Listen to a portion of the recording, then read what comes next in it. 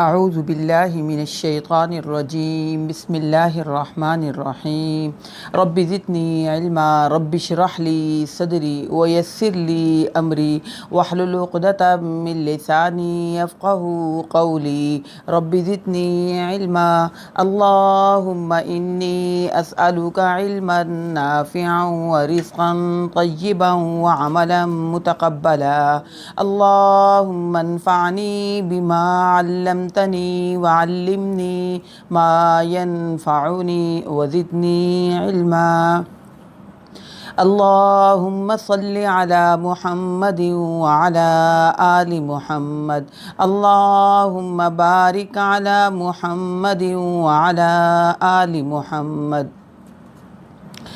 آج الحمدللہ ہم سورت شروع کریں گے سورۃ الشعراء۔ کل سورۃ فرقان ختم کی تھی، الحمدللہ ہم نے آج سورۃ الشعراء جو ہے یہ شروع کریں گے۔ تو یہ بھی چھوٹی سورت ہے اور مکی سورت ہے۔ اس سورت کا مضمون جو ہے، پچھلی سورت کا مضمون توحید تھا، لیکن اس سورت کا جو مضمون ہے اس میں ہم انبیاء کے قصے پڑھیں گے، قوموں کے قصے پڑھیں گے، لیکن موضوع وہی ہوگا، توحید۔ اس سورت میں ہم پڑھیں گے کہ ہر نبی نے اپنی قوم کو دعوت کیسے دی، جہاداً کبیرہ۔ کل ہم نے پڑھا تھا نا، تو کہ نبی اکرم صلی اللہ علیہ وسلم سے کہا تھا وَجَاهِدْهُمْ بِهِ جِهَادًا كَبِيرًا، اے نبی اکرم صلی اللہ علیہ وسلم آپ اپنی قوم کے ساتھ جہاد کبیر کریں۔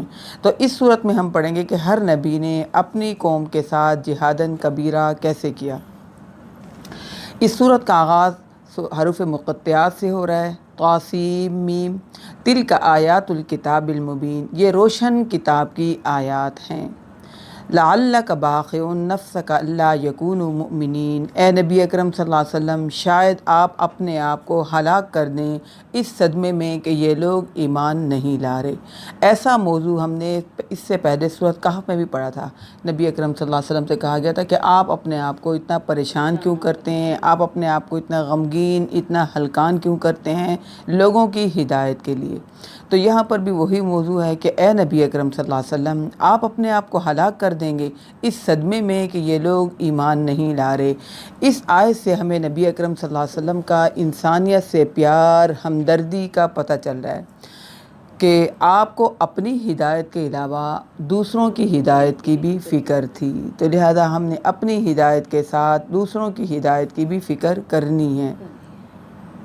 نبی اکرم صلی اللہ علیہ وسلم نے اگر کوئی ایمان نہیں لا رہا، اگر کوئی ہدایت قبول نہیں کر رہا، تو کبھی کسی کو گالیاں نہیں دیتے تھے، کبھی کسی کو کفر کا فتویٰ نہیں لگاتے تھے۔ تو لہذا ہم نے بھی کسی کو گالیاں، کفر کے فتوے، یا یہ کہ آپ کو سمجھ نہیں آنی، آپ نے آنا نہیں دین میں، اس طرح کے کسی قسم کے فتوے ہم نے بھی نہیں لگانے۔ تو اللہ تعالیٰ نبی اکرم صلی اللہ علیہ وسلم کا نقشہ کھینچ رہے ہیں، اے نبی اکرم صلی اللہ علیہ وسلم آپ کو لوگوں کا درد اتنا ہے، آپ کے اندر انسانیت سے پیار، ہمدردی اتنی ہے، ایسا لگتا ہے کہ آپ اپنے آپ کو ہلاک کر دیں گے اس صدمے میں کہ لوگ ایمان نہیں لا رہے۔ اچھا، ہمیں غم اپنے بچوں کا ہوتا ہے، سچی جو بات ہے کہ بچوں کو بھی اس بات کا پتہ چلے، بچے بھی نمازیں پڑھیں، بچے بھی ہدایت پر آئیں، بچے بھی قرآن مجید پڑھیں، بس ہمارے دلوں میں اتنا درد ہوتا ہے۔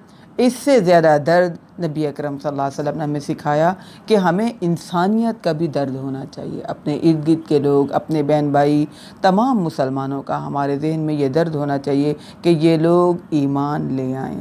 لہذا ہم نے تبلیغ بھی کرنی ہے، سمجھانا بھی ہے، اور اس کے علاوہ سب کے لیے دعائیں بھی کرنی ہیں، یا اللہ سب کو ہدایت دیں۔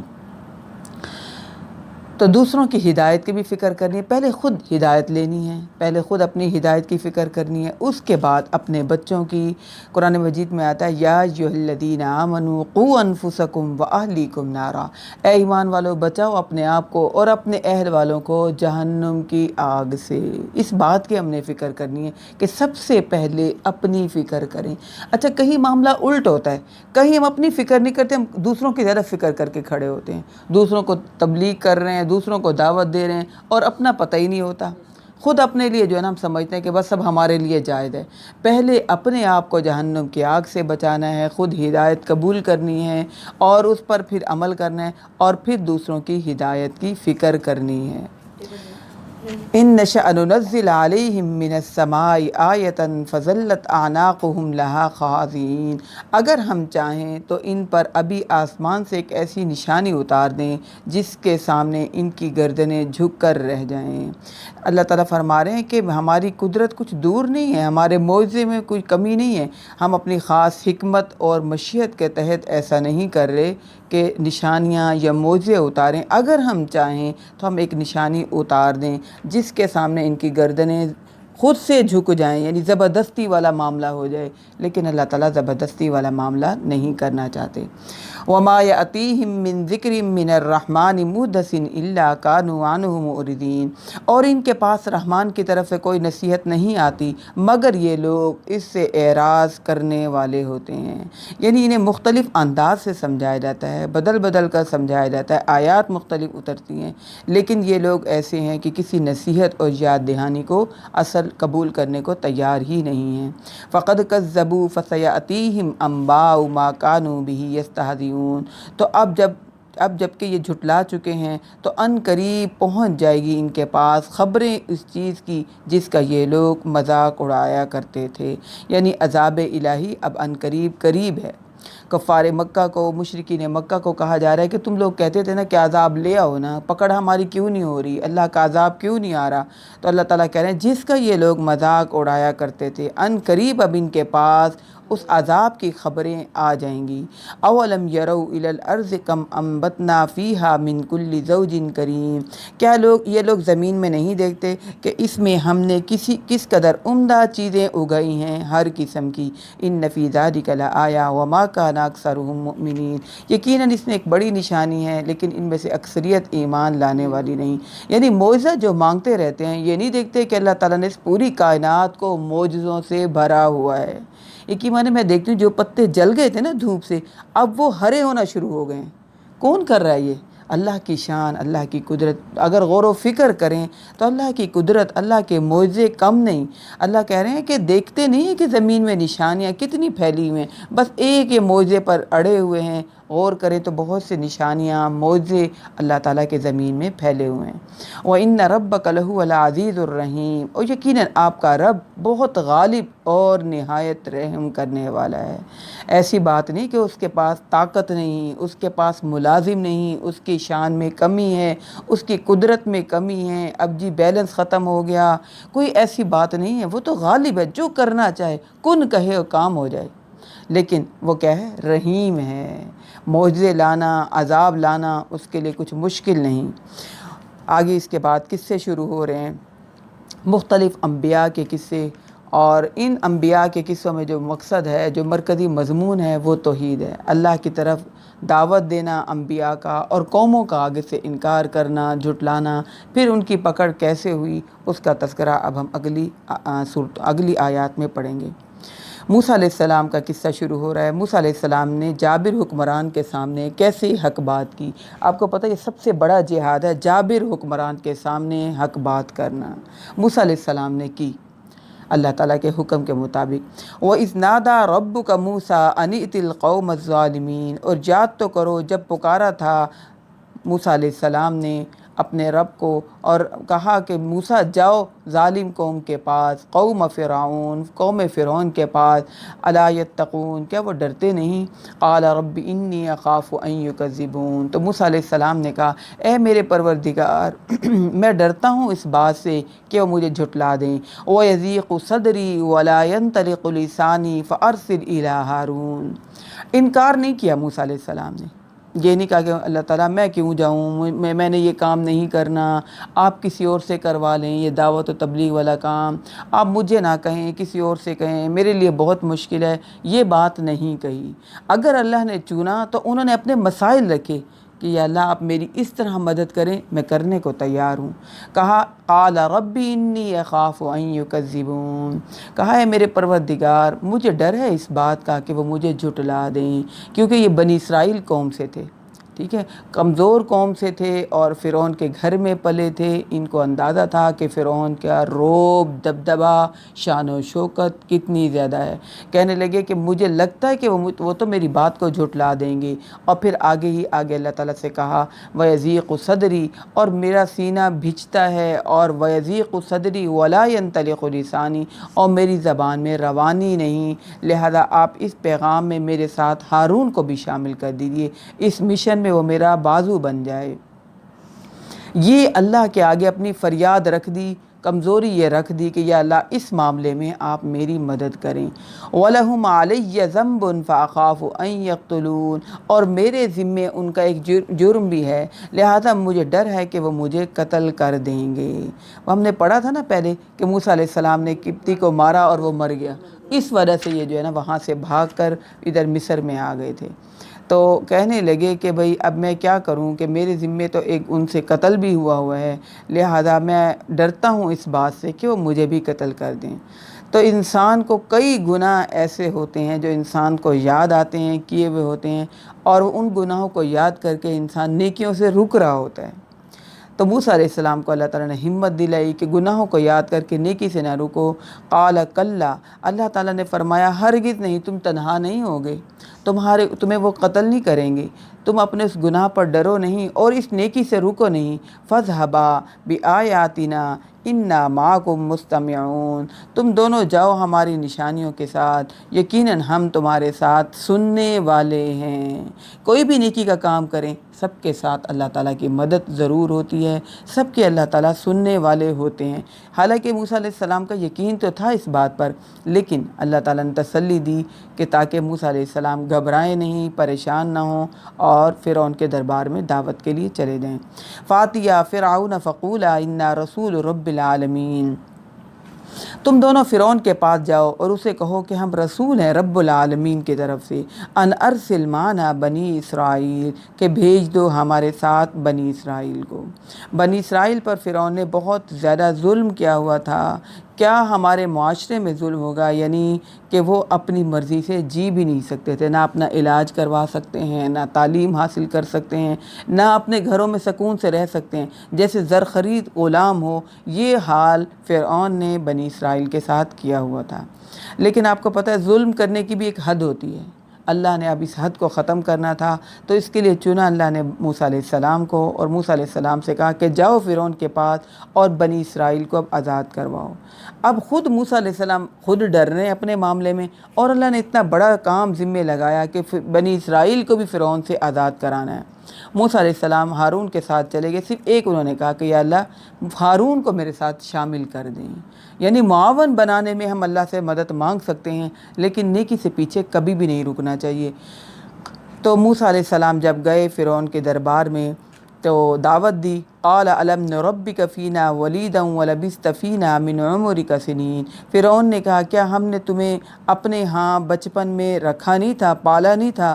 ولبثت فینا من عمرک سنین، اور تو رہا ہمارے پاس اپنی زندگی کے کئی سال. طنز کیا تو یہ کہ تو ہمارے ٹکڑوں پہ پلا ہوا ہے، ہم نے تو تمہیں پالا، اب تو ہمیں آ کر دعوت دے رہے ہیں، اب تو ہمارے آگے آ کر ہم سے نظریں ملا کر ہم سے بات چیت کر رہا ہے، ہمیں دعوت دے رہا ہے، تم ہو کیا، تمہاری اوقات کیا ہے؟ یہ موسیٰ علیہ السلام پر فرعون نے طنز کیا. کہتے یہ ہیں کہ یہ وہی تھا. بعض روایات میں آتے ہیں کہ یہ وہ تھا جو موسیٰ علیہ السلام کے ساتھ پلا تھا، یعنی یہ رضائی بھائی تھا، حقیقی بھائی تو نہیں. فرعون کو بھی اللہ تعالیٰ نے بعد میں بیٹا دے دیا تھا، لیکن کہتے ہیں کہ یہ بھائی تھا اس کو بھی اللہ نے جو بیٹا دیا تھا. موسیٰ علیہ السلام اور یہ دونوں بچپن میں اکٹھے پلے تھے. جب موسیٰ علیہ السلام چلے گئے، اب موسیٰ علیہ السلام جب واپس آئے تو وہ بھائی اب بادشاہ بن چکا تھا، اب بڑا ہو گیا تھا. تو بہرحال یہ اسرائیلی روایات ہیں، لیکن قرآن مجید نے اس بات کو کلیئر کیا نہیں.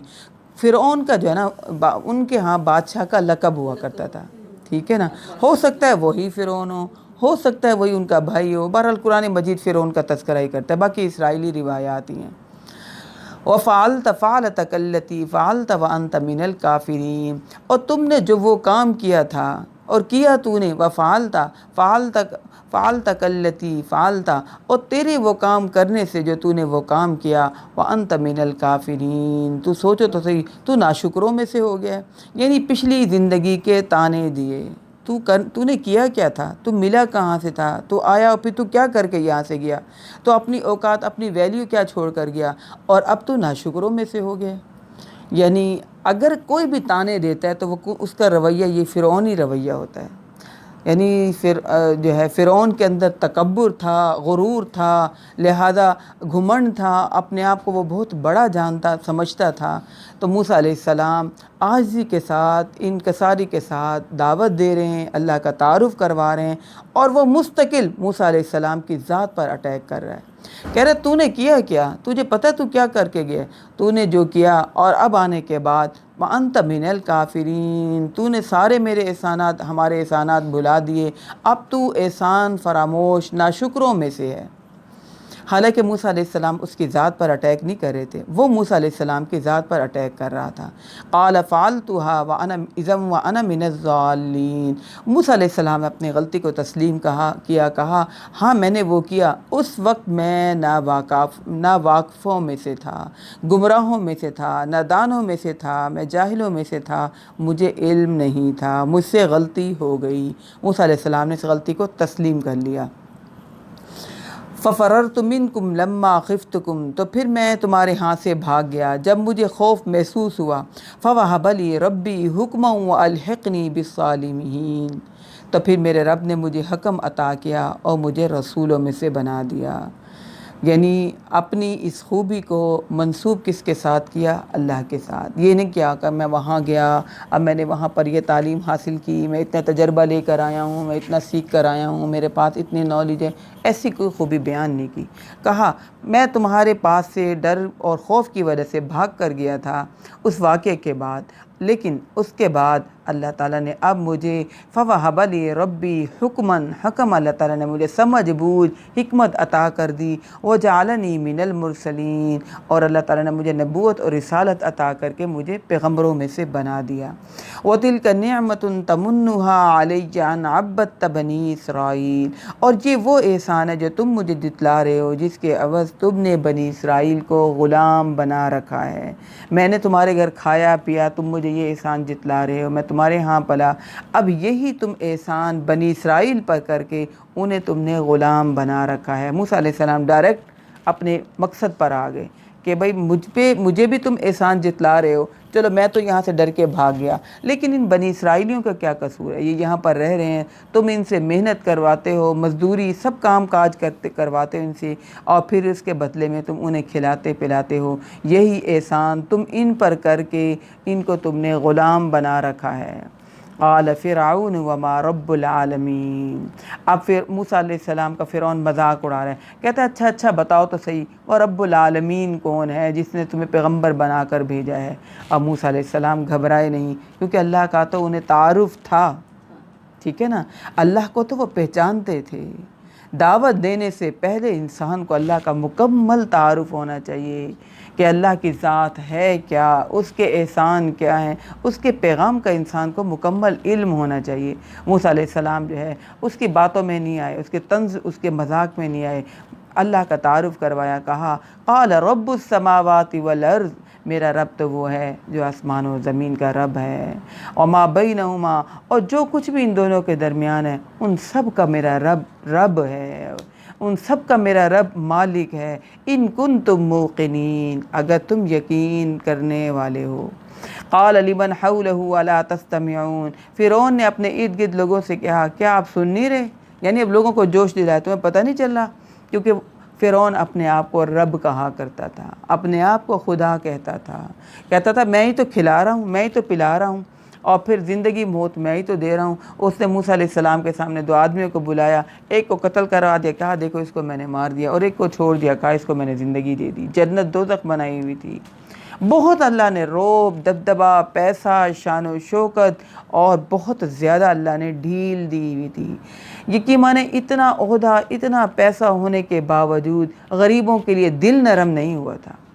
آج بھی مجھے ایسے لگتا ہے جن کے پاس جتنا زیادہ پیسہ ہے نا، اتنے ہی وہ زیادہ سنگ دل ہوتے ہیں، پتہ نہیں کیا بات ہے، ان کے دل نرم نہیں ہوتے، وہ پائی پائی کا حساب کر رہے ہیں، خود چاہے لاکھوں روپیہ اڑا دیں لیکن غریب کو دینے میں نا اس کو اپنے پاؤں پر کھڑا نہیں ہونے دیتے، غلام رہے، وہ جھک کے رہے، وہ ہمارے محتاج رہیں، وہ ہم سے لیتے رہیں، ہم ان کے خدمت کرتے رہیں، یہ ہماری خدمت کرتے رہیں، ہم صرف ان کو اتنا دیں جس سے ان کی ضرورت صرف مختصر ضرورت پوری ہو۔ یقین مانے سمجھ بھی آ رہی ہوتی ہے نا، اتنا دل سخت ہے، اتنے سنگ دل، جتنا زیادہ پیسہ ہے اتنے ہی دل سخت ہے۔ اچھا میں کہتی ہوں اپنی عیاشیوں میں تھوڑی بہت انسان کمی کر لے، لیکن انسانوں کے ساتھ تو ایسا سلوک نہ کرے۔ ضروریات تو سب کی ہیں، جسم کو تو سب کو ضروریات محسوس ہوتی ہیں، کمیاں محسوس ہوتی ہیں۔ بہرحال یہ فرعون جو ہے کہنے لگا، سنتے نہیں ہو، دیکھتے نہیں ہو یہ کیسی بات کر رہا ہے۔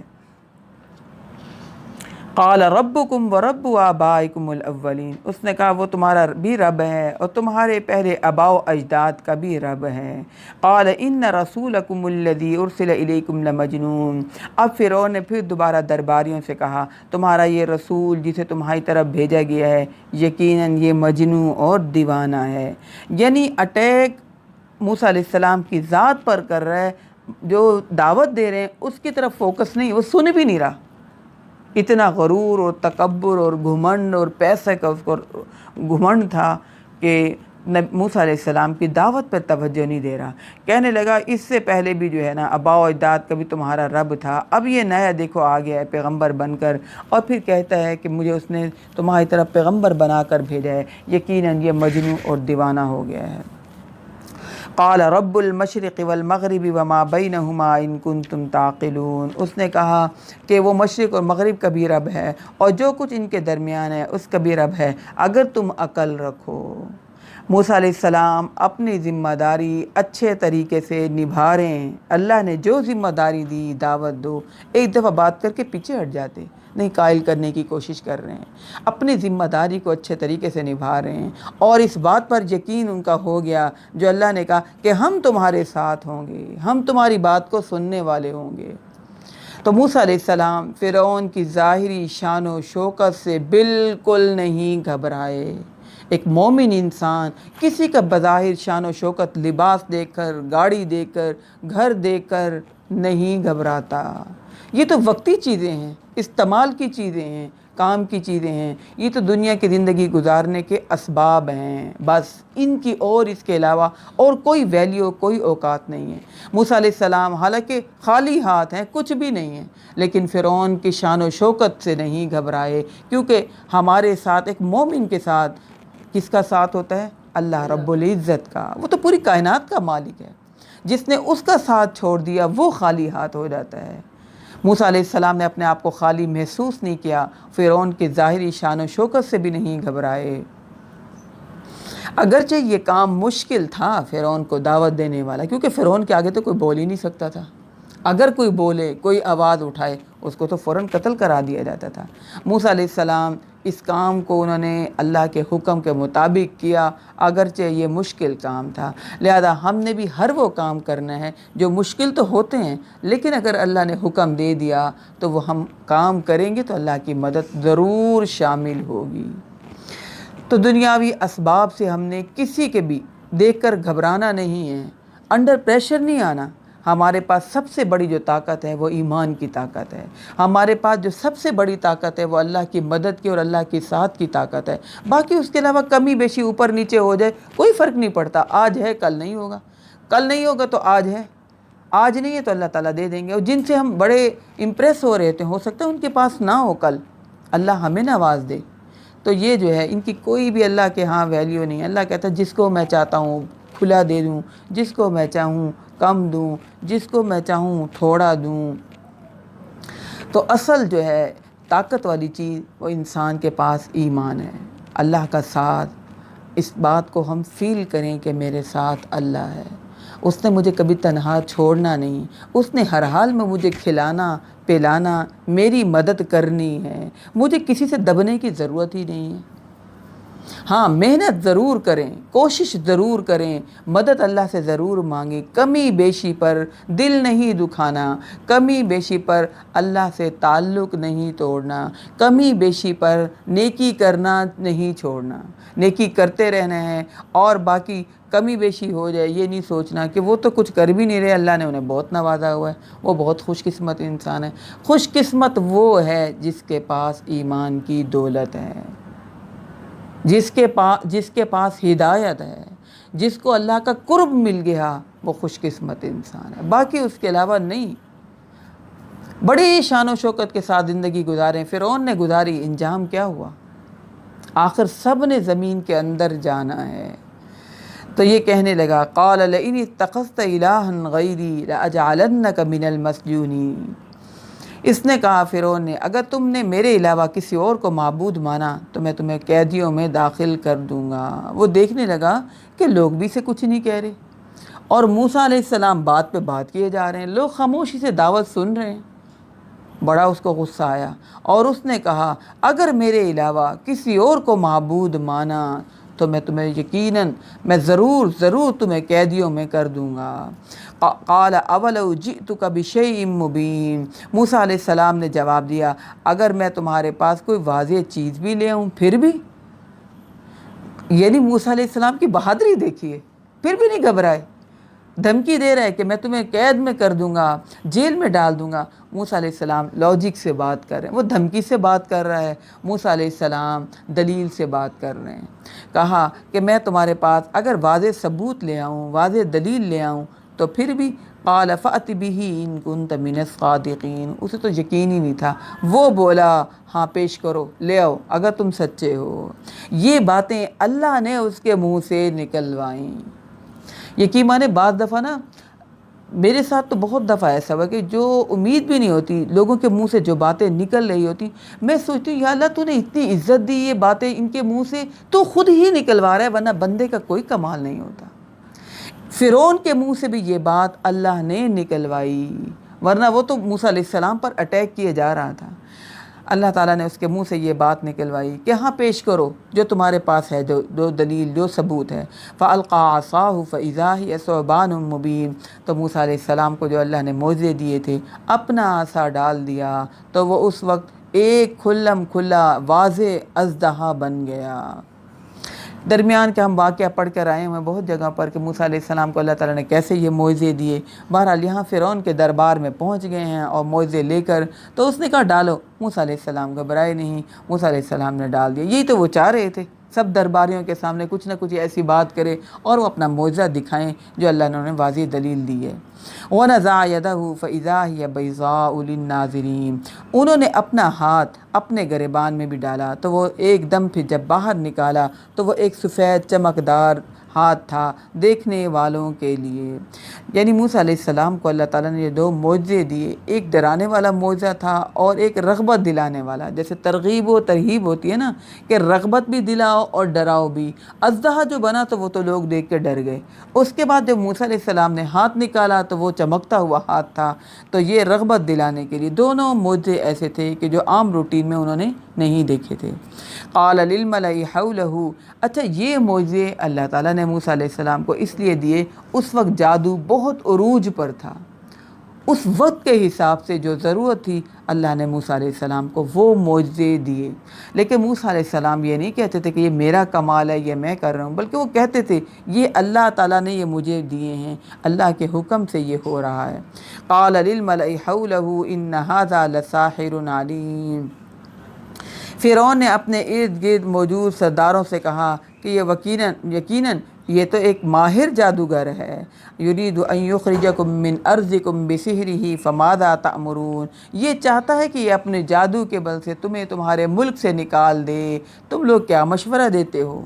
اب لوگوں سے مشورہ مانگ رہا ہے، ان کا ساتھ لے رہا ہے کہ بھئی یہ میرے ساتھ ملے رہیں۔ اب لوگوں نے یہ مشورہ دیا قالوا ارجہ واخاہ وابعث فی المدائن حاشرین، انہوں نے کہا اس کو اور اس کے بھائی کو کچھ مہلت دے دیں اور بھیج دیں تاکہ یہ تمام شہروں سے تمام لوگوں کو اکٹھا کریں۔ یاتوک بکل سحار علیم، وہ لے آئیں آپ کے پاس تمام ماہر جادوگروں کو۔ جو اللہ کا مقصد تھا وہ اللہ تعالیٰ اس مقصد کی طرف سب لوگوں کو اکٹھا کر رہے ہیں، لوگوں کے منہ سے بھی یہ باتیں نکلوا کے وہ کہنے لگے یہ بڑا جادو دکھا رہا ہے ہمیں، ایسا کرتے ہیں کہ اب ہم تمام شہر سے تمام جادوگروں کو اکٹھا کرتے ہیں۔ فَجُمِعَ السَّحَرَةُ لِمِيقَاتِ يَوْمٍ مَّعْلُومٍ، تو یوں جمع کر لیے گئے، سورۃ الشعراء ہے، آیت نمبر ہے 38۔ تو یوں جمع کر لیے گئے تمام جادوگر ایک مقرر دن کے وعدے پر، ایک دن طے ہو گیا، ٹھیک ہے، کوئی ان کے جشن کا دن تھا، کوئی عید کا دن تھا، جس وقت انہوں نے پھر اس دن کو مقرر کیا اور صبح کا وقت مقرر کیا کہ اس ٹائم پر تمام لوگ اکٹھے ہو جائیں، تو اس مقرر وقت پر تمام لوگ اکٹھے کر دیے گئے۔ وَقِيلَ لِلنَّاسِ هَلْ أَنْتُمْ مُجْتَمِعُونَ، اور لوگوں سے بھی کہہ دیا گیا کہ تم سب لوگ بھی جمع ہو جاؤ، یعنی جادوگروں کو بھی اکٹھا کیا گیا اور پبلک عوام کو بھی اکٹھا کیا گیا تاکہ سب کے سامنے موسیٰ علیہ السلام کی انسرٹ ہو، موسیٰ علیہ السلام کا پتہ چلے کہ یہ کیسا مجنون دیوانہ ہو گیا ہے۔ لَعَلَّنَا نَتَّبِعُ السَّحْرَةَ إِن كَانُوا هُمُ الْغَالِبِينَ، یہ کہ ہم پیروی کر لیں گے جادوگروں کی اگر ہم غالب آ جائیں، تو پھر ان جادوگروں نے کہا کہ پھر ہمارے ساتھ کیا معاملہ ہوگا۔ فَلَمَّا جَاءَ السَّحْرَةُ قَالُوا لِفِرْعَوْنَ، پھر جب تمام کے تمام آگے جادوگر تو انہوں نے کہا فرعون سے، أَإِنَّ لَنَا لَأَجْرًا إِن كُنَّا نَحْنُ الْغَالِبِينَ، ہمیں انعام کیا ملے گا اگر ہم غالب ہوں گے۔ دیکھیے نا، دنیا دار کی نظر پیسے پر ہے، موسیٰ علیہ السلام کی نظر پیسے پر نہیں، وہ تو چاہ رہے کہ دعوت دوں، اللہ کا تعارف کرواؤں، اللہ کا پیغام دوں، کیونکہ حضرت علی کا قول ہے کہ اگر آپ کی بات سے ایک بندہ بھی دین پر آ جائے تو حضرت علی کہنے لگے کہ 100 اونٹوں سے زیادہ مجھے عزیز ہے ایک بندے کا ہدایت قبول کرنا۔ موسیٰ علیہ السلام کو تو یہ تھا کہ لوگوں کو تعارف ہو جائے، لوگ دین قبول کر لیں، لوگ ہدایت قبول کر لیں، لوگ ایمان لیں اللہ پر۔ جادوگروں کا یہ کہ معاوضہ کیا ملے گا، پیسے کتنے ملیں گے، ہمیں فائدہ کتنا ہوگا۔ قال نعم وإنكم إذا لمن المقربين، اب فرعون کے تو عزت کا معاملہ تھا، کہنے لگا ہاں جو ہے انعام پوچھ رہے ہو، اس وقت تو تم میرے بڑے مقربین میں سے شامل ہو جاؤ گے، یعنی تم میرے خاص اعلیٰ منصب تمہیں مل جائے گا، خاص مقربین میں شامل ہو گئے، تمہیں بہت زیادہ انعام میری طرف سے ملے گا۔ قال لهم موسیٰ، اچھا اب یہ ان کی آپس میں ان کی بات چیت ہو رہی ہے، موسیٰ علیہ السلام درمیان میں شامل نہیں ہوئے۔ اب دیکھیے گا فرعون بعد میں کیسے پلٹے گا۔ قال لهم موسیٰ القوا ما انتم ملقون، موسیٰ علیہ السلام نے ان سے کہا ڈال دو تم جو لوگ تم ڈالنے والے ہو۔ موسیٰ علیہ السلام کا اعتماد دیکھیے، اللہ پر یقین دیکھیں کہ جب اللہ نے کہہ دیا تو اللہ مدد کرے گا۔ فَأَلْقَوْا حِبَالَهُمْ وَعِصِيَّهُمْ، تو انہوں نے ڈال دی اپنی رسیاں اور اپنی لاٹھیاں۔ وَقَالُوا بِعِزَّةِ فِرْعَوْنَ إِنَّا لَنَحْنُ الْغَالِبُونَ، اور کہا انہوں نے فرعون کی عزت کی قسم، کیونکہ فرعون کو تو رب مانتے تھے، جیسے کہ ہم کہتے ہیں اللہ کی قسم، جیسے ہم کوئی کام کرنے سے پہلے کہتے ہیں اللہ اکبر، انہوں نے بھی بڑا یعنی اپنی طرف سے کہا جو ان کا تھا ذہنوں میں، جو ان کا کلچر تھا، فرعون کی عزت کی قسم، انا لنحن الغالبون، یقیناً ہم ہی اب غالب ہونے والے ہوں گے۔ فَأَلْقَى مُوسَىٰ عَصَاهُ فَإِذَا هِيَ تَلْقَفُ مَا يَأْفِكُونَ، اب موسیٰ علیہ السلام نے اپنا عصا پھینکا تو وہ یک وہ نگلنے لگا ان فریب کو جو وہ سب بنا کر لائے تھے۔ فَأُلْقِيَ السَّحَرَةُ سَاجِدِينَ، تو سارے جادوگر سجدے میں گر گئے۔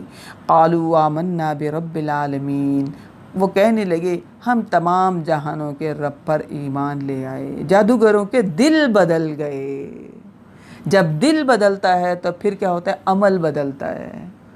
جب دل بدلتا ہے تو انسان کا ایمان، انسان کی سوچ بدل جاتی ہے۔ جب دل بدلتا ہے انسان کا تو پھر انسان کسی سے نہیں ڈرتا، پھر انسان کو دنیا کا لالچ نہیں ہوتا۔ انہوں نے یہ نہیں سوچا کہ اب اس وقت فرعون کے سامنے عزت بنا لیں، فرعون کا ساتھ دے دیں اور فرعون سے انعام لے لیں، خاص مقربین میں شامل ہو جائیں، بعد میں ایمان لے آئیں گے۔ نہیں، جب دل بدلے انسان اسی وقت نیکی کر لے۔ لہذا اللہ نے ہم کو توفیق دی، الحمدللہ ہم بیٹھتے ہیں قرآن مجید کو پڑھتے ہیں، غور و فکر کرتے ہیں اس پر، ہمارا مقصد یہ ہے ہمارے دل بدلیں، ہم چینج ہوں، ہمارا رخ اللہ کے قریب ہو، ہمیں اللہ کا قرب ملے۔ ہے نا, ہمارا شمار ان لوگوں میں ہو جن کو دائیں ہاتھ میں نامہ اعمال ملنا ہے, جنہوں نے نیکیوں میں اللہ نے ان کی تعریف کی ہے, سبقت لے جانے والے, جیسے یہ جادوگر سبقت لے گئے نیکی میں, تو ایسے ہم نے بھی نیکی میں سبقت لے جانا ہے. تو لہذا جو بھی پڑھیں ضرور تھوڑا بہت عمل کرنا شروع کر دیا کریں. صدقے کی آیات پڑھیں, تھوڑا سا بھی صدقہ ضرور دے دیں, پردے کی آیات پڑھیں, کچھ نہ کچھ عمل کریں. میں کہتی ہوں آپ مکمل پردہ نہیں کر سکتے, اپنے کپڑے ڈھیلے سلوانا شروع, کچھ نہ کچھ چینج ضرور آئے. اپنا دوپٹہ چینج کرنا شروع کر دیں, اپنے یعنی دل میں سوچ آئے ضرور کہ یہ بات غلط تھی, اب اللہ نے ہمیں ہدایت دی, اب ہم نے سنا, اب ہم نے عمل ضرور کرنا ہے. کچھ نہ کچھ قدم اٹھائیں ضرور, تھوڑا سا بھی, اگر مکمل نہیں اٹھا سکتے چینج کریں ضرور, ورنہ اگر ٹالتے رہے اچھا کر لیں گے اچھا کر لیں گے, وہ اچھا کل کبھی بھی نہیں آتی, کبھی بھی نہیں آتی. یہ دیکھیں جادوگر فرعون سے گھبرائے نہیں, دنیا کی لالچ میں نہیں پڑے, جیسے ہی ان کے دل بدلے فوراً ایمان لے آئے. تو یہ دعوت و تبلیغ کا جو موقع ہوتا ہے, یہ جو محفلیں ہوتی ہیں, اس سے دل چینج ضرور ہوتے ہیں, دل بدلتے ضرور ہیں, اس کلام کا اثر دل پر ضرور ہوتا ہے, لیکن شیطان ہمیں کہتا ہے نہیں ابھی نہیں, ابھی ٹھہر جاؤ. تو لہذا تھوڑا سا یعنی 10 قدم نہیں اٹھا سکتے, 1 قدم تو اٹھائیں, چھوٹی سی تو نیکی کرنا شروع کریں, تو شروع ضرور کریں. لہذا یہ جادوگر جو تھے, قالوا آمنا برب العالمین, فوراً ایمان لے آئے رب العالمین پر. دعا کرتی ہیں اللہ ہمارے بھی دل بدل جائیں, جیسے ان کے دل بدلے, جیسے یہ کامیاب ہو گئے ایسے ہم بھی کامیاب ہو جائیں. قال آمنتم لہ قبل ان آذن لکم. اب فرعون نے اپنے تکبر میں کہا کیا تم ایمان لے آئے ہو اس سے پہلے کہ میں تمہیں اجازت دوں, کیونکہ اس کو تو عادت پڑی ہوئی تھی, جو وہ آرڈر دیتا تھا لوگ وہی کرتے تھے, لوگ اپنی مرضی سے کچھ نہیں کر سکتے تھے. اب جب یہ اللہ پر ایمان لائے تو اتنے بہادر ہو گئے, انہوں نے کسی چیز کی پرواہ نہیں کی. فرعون کے لالچ میں نہیں آئے, فرعون کے روب دبدبے میں نہیں آئے, فرعون کے شان و شوکت میں نہیں آئے. ان کا جب ہماری آنکھیں کھل گئیں تو فرعون کی تو آنکھیں کھلی نہیں ہیں, ہم کیوں اس کے پیچھے چلیں, ہم تو اپنے آپ کو بچائیں. فوراً ایمان لے آئے, اور فرعون نے کہا میں تمہیں اجازت دوں تب تم ایمان لاؤ, اس سے پہلے کہ میں نے تمہیں اجازت ہی نہیں دی اور تم ایمان لے آؤ. جبکہ ایمان ہر ایک کا ذاتی معاملہ ہے, اللہ کے ساتھ تعلق ہر ایک کا ذاتی معاملہ ہے. اس معاملے میں تو کسی کو اجازت لینے کی ضرورت ہی نہیں ہے. جو جتنا نیکی کرنا چاہتا ہے, اللہ کا قرب حاصل کرنا چاہتا ہے, کریں, اللہ سے مدد مانگیں اور توفیق مانگیں اور آگے بڑھیں نیکیوں میں. ضرورت ہی نہیں ہے اس بات کی کہ ہم لوگوں کو دیکھیں, لوگوں سے اجازت لیں, نہیں. اس معاملے میں تو جتنا بھی ہمیں اللہ توفیق دے نیکیوں میں سبقت آگے لے جانا چاہیے. تو انہوں نے کہا اب فرعون نے پھر کہا انہو لکبیرکم الذی علمکم السحر, یقیناً یہ تمہارا بڑا ہے جس نے تمہیں جادو سکھایا. اب پورے جادوگروں پر اس نے اٹیک کر دیا, کہا یہ فرعون جو ہے نا یہ تمہارا بڑا جادوگر ہے, اس نے تمہیں جادو سیکھا, تم سب نے ایک دوسرے سے جادو سیکھا اور یہ تمہارا بڑا جادوگر ہے. فَلَسَوْفَ تَعْلَمُونَ, تو بہت جلد تمہیں اس کا انجام معلوم ہو جائے گا. لَأُقَطِّعَنَّ أَيْدِيَكُمْ وَأَرْجُلَكُمْ مِنْ خِلَافٍ وَلَأُصَلِّبَنَّكُمْ أَجْمَعِينَ. اب کہنے لگا میں ضرور کاٹوں گا تمہارے ہاتھ تمہارے پاؤں مخالف سمت سے, اور میں تمہیں ضرور سولی پر لٹکاؤں گا. اس کا مطلب ہے کہ دیندار لوگوں کو ہر دور میں لوگ دھمکیاں دیتے رہے تاکہ لوگ پیچھے ہٹ جائیں, ہر دور میں ڈراتے رہے, اللہ سے پیچھے کرتے رہے. یعنی یہ نہیں کہ انسان کو اپنی غلطی کا احساس ہو جائے اور جب کوئی دوسرا نیکی کر رہا ہے اس کو انسان اپریشیٹ کر دے, نہیں. ہر دور میں ایسا ہوتا رہا, دیندار لوگوں کا مذاق اڑایا گیا, دیندار لوگوں کو جو ہے دھمکیاں دی گئیں. اس نے دھمکی دی کہ مخالف سمت سے, یعنی اگر رائٹ سائڈ کا ہاتھ ہے تو مخالف سمت کا جو ہے نا پاؤں, تاکہ نہ کھڑے ہو سکیں نہ ایک جیسے ہاتھ ہوں نہ ایک جیسے پاؤں, مخالف سمت سے نہ کھڑے ہو سکیں اور نہ ہاتھ سے کوئی طاقت اپنی جو ہے ان کے پاس کوئی ہو. تو یہ اس نے اتنی بڑی دھمکی دی. انہوں نے پھر آگے سے کہا قالوا لا ضیر انا الی ربنا منقلبون. انہوں نے کہا اس کی کوئی پرواہ نہیں ہے, یقیناً جانا تو ہے رب کے پاس, مرنا تو ہے, لوٹنا تو ہے رب کے پاس, تم مار دو گے تو کوئی بڑی بات نہیں, اللہ کے پاس تو جانا ہے. یہاں زندگی ہمیشہ تھوڑی گزارنی ہے. کتنی انہوں نے یعنی مضبوط دلیل دی کہ تم مار دو گے تو کوئی بات نہیں, تم سزا دے دو گے تو کوئی بات نہیں, اللہ کے پاس جانا تو ہر حال میں ہی ہے. لہذا ہم میں سے کسی نے بھی یہاں پر مستقل تو رہنا ہی نہیں ہے, جانا تو ہے.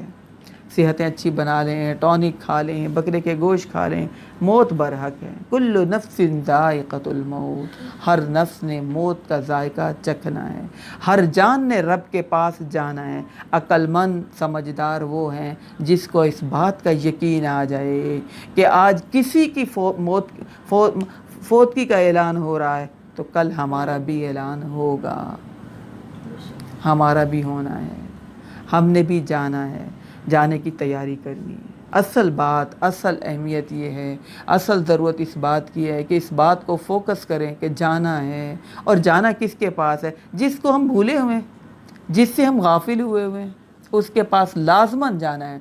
वहाँ सब ने तन्हा जाना है, वहाँ सब ने फ़र्दन फ़र्दन जाना है, वहाँ सब ने अकेले जाना है, वहाँ सब ने अकेला हिसाब देना है अल्लाह ताला को। और फिर कहने लगे जाना तो है रब के पास। इन्ना नतमउ अन यगफिर लना रब्बुना खतायाना, बेशक हम यकीनन हम उम्मीद रखते हैं कि हमारा रब हमारी ख़ताओं को माफ़ कर देगा। इतनी नियतों में वो खालिस थे, इतने यानी बड़ा काम वो कर रहे थे इखलास के साथ। उन्होंने कहा हमें यकीन है कि जब हम अपने रब के पास जाएंगे, हमारे रब के पास हमें सज़ा नहीं मिलेगी। यहाँ तुम सज़ा दोगे तो कोई बड़ी बात नहीं, दे दो सज़ा, जाना तो रब के पास है। अब हमें उम्मीद है इस बात की, हम ऐसे अस्साबिकून अल-अव्वलून हैं, हम ऐसी मिसाल कायम कर रहे हैं कि हमें उम्मीद है कि हमारा रब हमारी नीयतें देखते हुए, हमारे इस अमल को देखते हुए हमारी तमाम ख़ताओं को माफ़ कर देगा। इन कुन्ना अव्वलल मुमिनीन, हम ही सबसे पहले ईमान लाने वाले हैं। लिहाजा हक़ तो सबको दिखता है, लेकिन समझदार लोग और खुश नसीब लोग उस हक़ को कबूल कर लेते हैं, जैसे कि इन जादूगरों ने कबूल कर लिया। लिहाजा हमने हमेशा अपनी हिदायत की दुआ करते रहना है, या अल्लाह हमें हिदायत ज़रूर नसीब करना। हक़ जहाँ से भी मिले उसे फ़ौरन ले लेना चाहिए। इन जादूगरों ने लेट नहीं किया, इंतज़ार नहीं किया। मुसलमान को, एक समझदार इंसान को जहाँ से भी हिदायत मिले, जहाँ से भी हक़ मिले, उसे फ़ौरन ले ले और फ़ौरन अमल कर ले, क्योंकि दिल की कंडीशन का कुछ पता नहीं कि शैतान बड़ी थपकियाँ देकर हमें गुमराही की तरफ लेकर ना चला जाए। जैसे ही हक़ बात मिले फ़ौरन दिल में वो बात असर करने लगे, लेट नहीं करना चाहिए, फ़ौरन अमल कर लेना चाहिए। ये खुशनसीबी है और यही समझदारी वाली बात है। वअौहैना इला मूसा नस्री बिइबादी इन्नकुम मुत्तबऊन। अच्छा, पहले जब हम पढ़ा करते थे तो पहले हमेशा मूसा अलैहिस्सलाम का किस्सा पहले आया करता था और कौमों का तज़किरा बाद में आया करता था। मुख्तलिफ़ वाक़यात जो हम सूरतों में पढ़ते थे, इसमें हमने पहले और कौमों का पढ़ा, अब मूसा अलैहिस्सलाम का वाक़या ज़रा डिटेल से अब बाद में आ रहा है। वअौहैना इला मूसा अस्री बिइबादी इन्नकुम मुत्तबऊन, और हमने वही कर दी मूसा अलैहिस्सलाम की तरफ कि मेरे बंदों को रातों रात लेकर निकल जाओ। इन्नकुम मुत्तबऊन, बेशक तुम्हारा तआक़ुब किया जाएगा। अल्लाह को पता था कि फ़िरौन छोड़ने वाला तो है ही नहीं। फ़अरसल फ़िरऔन फ़िल मदाइनि हाशिरीन, तो फ़िरौन ने तमाम शहरों में अपने नकीब भेज दिए। इन्ना हाउलाई लशिरज़िमतुन क़लीलून, यकीनन ये तो मुट्ठी भर लोग हैं। व इन्नहुम लना लगाइज़ून, और इन्होंने हमारे गुस्से को भड़काया है। यानी आज तक तो हमारे सामने कोई खड़ा नहीं हो सकता था, किसी की जुर्रत नहीं होती थी। आज ये बनी इसराइली भी इसके साथ हो गए, आज ये सारे जादूगर भी इसके साथ हो गए हैं। व इन्ना लजमीउन हाज़िरून, और यकीनन हम सब अब ख़तरे में पड़ने वाले हैं। फ़अख़रजनाहुम मिन जन्नातिन व उयून, अल्लाह कह रहा है जो उसने बागात और चश्मे और महल और सामान और कीमती चीज़ें जमा की हुई थी, हमने उसको यूँ निकाला और उसके बागात और चश्मे जो हैं वो पीछे रह गए। व कुनूज़िन व मक़ामिन करीम, और ख़ज़ाने और बहुत उम्दा क़याम गाहें सब के सब पीछे रह गए। उन सब को छोड़कर वो निकले। और फिर उसके बाद आगे अल्लाह ताला ने वो तज़किरा नहीं किया कि क्या हुआ, कैसे तबाह हुए। कज़ालिका व औरसनाहा बनी इसराइल, फ़िरौन और उसके साथी सारी कौम तबाह बर्बाद हो गई। अल्लाह ताला कह रहे हैं उसके बाद हमने बनी इसराइलियों को उस सब चीज़ों का वारिस बना दिया। मज़लूम कौम को अल्लाह ने उरूज दे दिया, है कि नहीं। व तुइज़्ज़ु मन तशा व तुज़िल्लु मन तशा, जिसको चाहे इज़्ज़त दे, जिसको चाहे ज़िल्लत दे। एक वक्त मुकर्रर होता है, ظلم کا بھی وقت مقرر ہوتا ہے، اور اگر ذلت مل رہی ہے اس کا بھی وقت مقرر ہے، اور اگر عزت مل رہی ہے تو اس کا بھی وقت مقرر ہے۔ فرعون کو جتنی عزت ملی اور بنی اسرائیلی جتنے مظلوم تھے وقت مقرر تھا۔ اللہ کہہ رہے ہم نے ان تمام گھروں سے، قیمتی چیزوں سے، خزانوں سے ان سب کو ہم نے نکالا، اور پھر اس کے بعد ہم نے بنی اسرائیلیوں کو ان سب چیزوں کا وارث بنا دیا۔ بنی اسرائیلی تو ویسے قبضہ کر ہی نہیں سکتے تھے، حالات ہی نہیں تھے، لیکن اللہ کے لیے کچھ بھی مشکل نہیں۔ انما یرید اللہ ان یقول لہ کن فیکون۔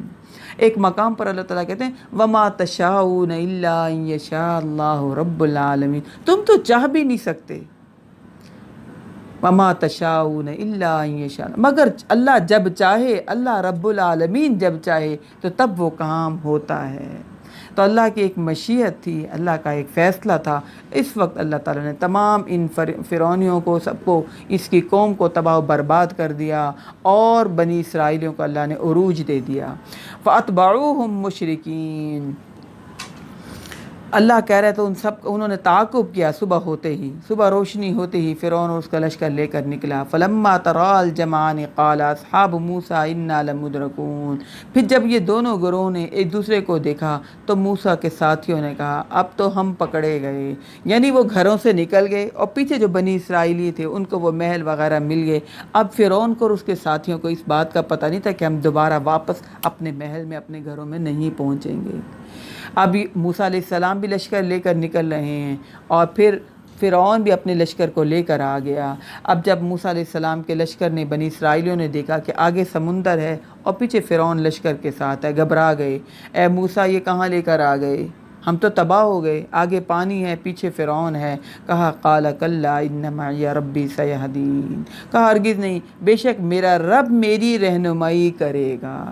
ایسی سوچ ہماری بھی ہونی چاہیے ہر معاملے میں، میرا رب مجھے چھوڑے گا نہیں، میرے رب نے میری رہنمائی کرنی ہے، میرا رب مجھے سجھا دے گا سب معاملات۔ تو لہذا انہوں نے کہا قال کلا، موسیٰ علیہ السلام نے کہا ان معی ربی سیہدین، ہرگز نہیں، ایسا نہیں ہوگا کہ ہم پکڑے نہیں جائیں گے، میرا رب ان قریب ہماری رہنمائی کرے گا، راستے بنا دے گا۔ فَأَوْحَيْنَا إِلَىٰ مُوسَىٰ أَنِ اضْرِب بِّعَصَاكَ الْبَحْرَ، تو ہم نے وحی کی موسیٰ علیہ السلام کی طرف کہ ضرب لگاؤ اپنے عصا کے ساتھ سمندر کو۔ فَانْفَلَقَ فَكَانَ كُلُّ فِرْقٍ كَالطَّوْدِ الْعَظِيمِ، تو وہ پھٹ گیا اور ہر حصہ ایک بہت بڑے پہاڑ کی طرح ہو گیا۔ ناممکن بات ہے نا، پانی یوں ٹھہر جائے پہاڑ کی طرح، لیکن اللہ کے لیے کچھ مشکل نہیں۔ جیسے اللہ نے ابراہیم علیہ السلام کے لیے آگ کو ٹھنڈا کر دیا، جیسے یونس علیہ السلام کے لیے اللہ تعالیٰ نے اس مچھلی کے اندر کتنے دن رہنے کو ان کے حفاظت کا ذریعہ بنا دیا اور آرام سے ان کو باہر نکلوایا تھا۔ تو پانی جو ہے وہ ایک پہاڑ کی طرح ٹھہر گیا۔ وَأَزْلَفْنَا ثَمَّ الْآخَرِينَ، اور ہم قریب لے آئے وہیں پر دوسروں کو بھی۔ وَأَنْجَيْنَا مُوسَىٰ وَمَن مَّعَهُ أَجْمَعِينَ، ہم نے نجات دے دی موسیٰ کو اور ان کے ساتھیوں کو، سب کے سب کو۔ ثُمَّ أَغْرَقْنَا الْآخَرِينَ، پھر ہم نے غرق کر دیا دوسروں کو۔ إِنَّ فِي ذَلِكَ لَآيَةً وَمَا كَانَ أَكْثَرُهُم مُؤْمِنِينَ، یقیناً اس میں بڑی نشانی ہے، لیکن ان میں سے اکثر لوگ اس پر ایمان لانے والے نہیں۔ اللہ اپنے مومن بندوں کی مدد کرتا ہے، کبھی ایسا ہوتا ہے کہ اللہ امتحان میں ڈال دیتا ہے، اللہ کا مقصد ہوتا ہے کہ میرا بندہ اور قریب آئے، یا پھر ہماری مرضی کے مطابق اگر حالات نہیں ہوتے تو اللہ کو پتہ ہوتا ہے کہ وہ معاملہ ہمارے حق میں ویسا بہتر نہیں ہے۔ موسیٰ علیہ السلام کو اللہ تعالیٰ نے بچا دیا اور ان کے ساتھیوں کو بچا لیا، باقی تمام کے تمام لوگ غرق ہو گئے، اس کے سارے ساتھیوں سمیت۔ پھر ان کو تو یہ ذہن میں تھا کہ ہم ان کو پکڑ لیں گے، دوبارہ پھر غلام بنائیں گے، لیکن اللہ کی پلاننگ کچھ اور تھی۔ وَمَكَرُوا وَمَكَرَ اللَّهُ وَاللَّهُ خَيْرُ الْمَاكِرِينَ، اللہ کہہ رہے لوگ بھی مکر کرتے ہیں، وَمَكَرُوا وَمَكَرَ، اور اللہ بھی تدبیریں کرتا ہے، اور اللہ سب سے بہتر تدبیر کرنے والا ہے اپنے مومن بندوں کے لیے۔ وَاتْلُ عَلَيْهِمْ، موسیٰ علیہ السلام کا قصہ مختصر ڈیٹیل کے ساتھ کچھ یہاں پر ختم ہو گیا۔ وَاتْلُ عَلَيْهِمْ نَبَأَ إِبْرَاہِیم، इनको इब्राहीम अलैहिस्सलाम की ख़बर भी पढ़कर सुनाइए। इस क़ाल अली अबीही व क़ौमिही मा ताबुदून, जब उसने अपने वालिद और अपनी कौम से कहा कि तुम लोग किसको पूजते हो। क़ालू नाबुदु अस्नामन फ़ज़ल्लु लहा आकिफ़ीन, तो उन्होंने जवाब दिया हम बुतों की इबादत करते हैं और उन्हीं के सामने ही हम एतकाफ़ किए बैठे रहेंगे, यानी इन्हीं के सामने ही हम जमकर बैठने वाले हैं। क़ाल हल यस्मऊनकुम इस्तदऊन, तो इब्राहीम अलैहिस्सलाम ने उनसे पूछा क्या ये तुम्हारी बात सुनते हैं जब तुम इन्हें पुकारते हो। औ यनफ़ऊनकुम औ यज़ुर्रून, या ये तुम्हें नफ़ा और नुकसान पहुँचाते हैं। क़ालू बल वजदना आबाना कज़ालिका यफ़अलून, तो उन्होंने कहा बल्कि हमने अपने आबा व अजदाद को ऐसे करते हुए पाया था। कोई दलील से जवाब नहीं दिया, कहा हमने अपने आबा व अजदाद को ऐसे करते हुए देखा। जैसे हम कहते हैं तीजा है, 40वां है, कुल है, शबरात है, हम कहते हैं बड़ों ने ऐसे किया लिहाजा हम ऐसे कर लेते हैं। क़ाल अफ़रअय्तुम मा कुन्तुम ताबुदून, इब्राहीम अलैहिस्सलाम ने कहा भला देखो ये जिन्हें तुम लोग पूजते हो, अंतुम व आबाउकुमुल अक़दमून, तुम हो तुम्हारे पहले अबाब दादा, फ़इन्नहुम अदुव्वुल ली इल्ला रब्बल आलमीन, ये सब मेरे दुश्मन हैं सिवाय रब्बुल आलमीन के। इब्राहीम अलैहिस्सलाम ने वाज़ेह कह दिया कि तुम्हारे आबा व अजदाद और इनके माबूदों से मेरी दुश्मनी है। अल्लज़ी ख़लक़नी फ़हुव यहदीन, उसने तो मुझे पैदा भी किया है और वो मेरा रब, उसने मुझे हिदायत भी दी। यानी कहा इन सब से मेरी दुश्मनी है, मुझे अच्छे नहीं लगते ये जो तुम्हारे आबा व अजदाद के तरीके थे, ये तुम्हारे ये बुत हैं। इल्ला रब्बल आलमीन, मगर रब्बुल आलमीन से दुश्मनी नहीं है, क्योंकि उसने तो मुझे पैदा किया। फ़हुव यहदीन, उसने मुझे हिदायत दी। वल्लज़ी हुवा युतइमुनी व यस्क़ीन, और वही मुझे खिलाता है और वही मुझे पिलाता है।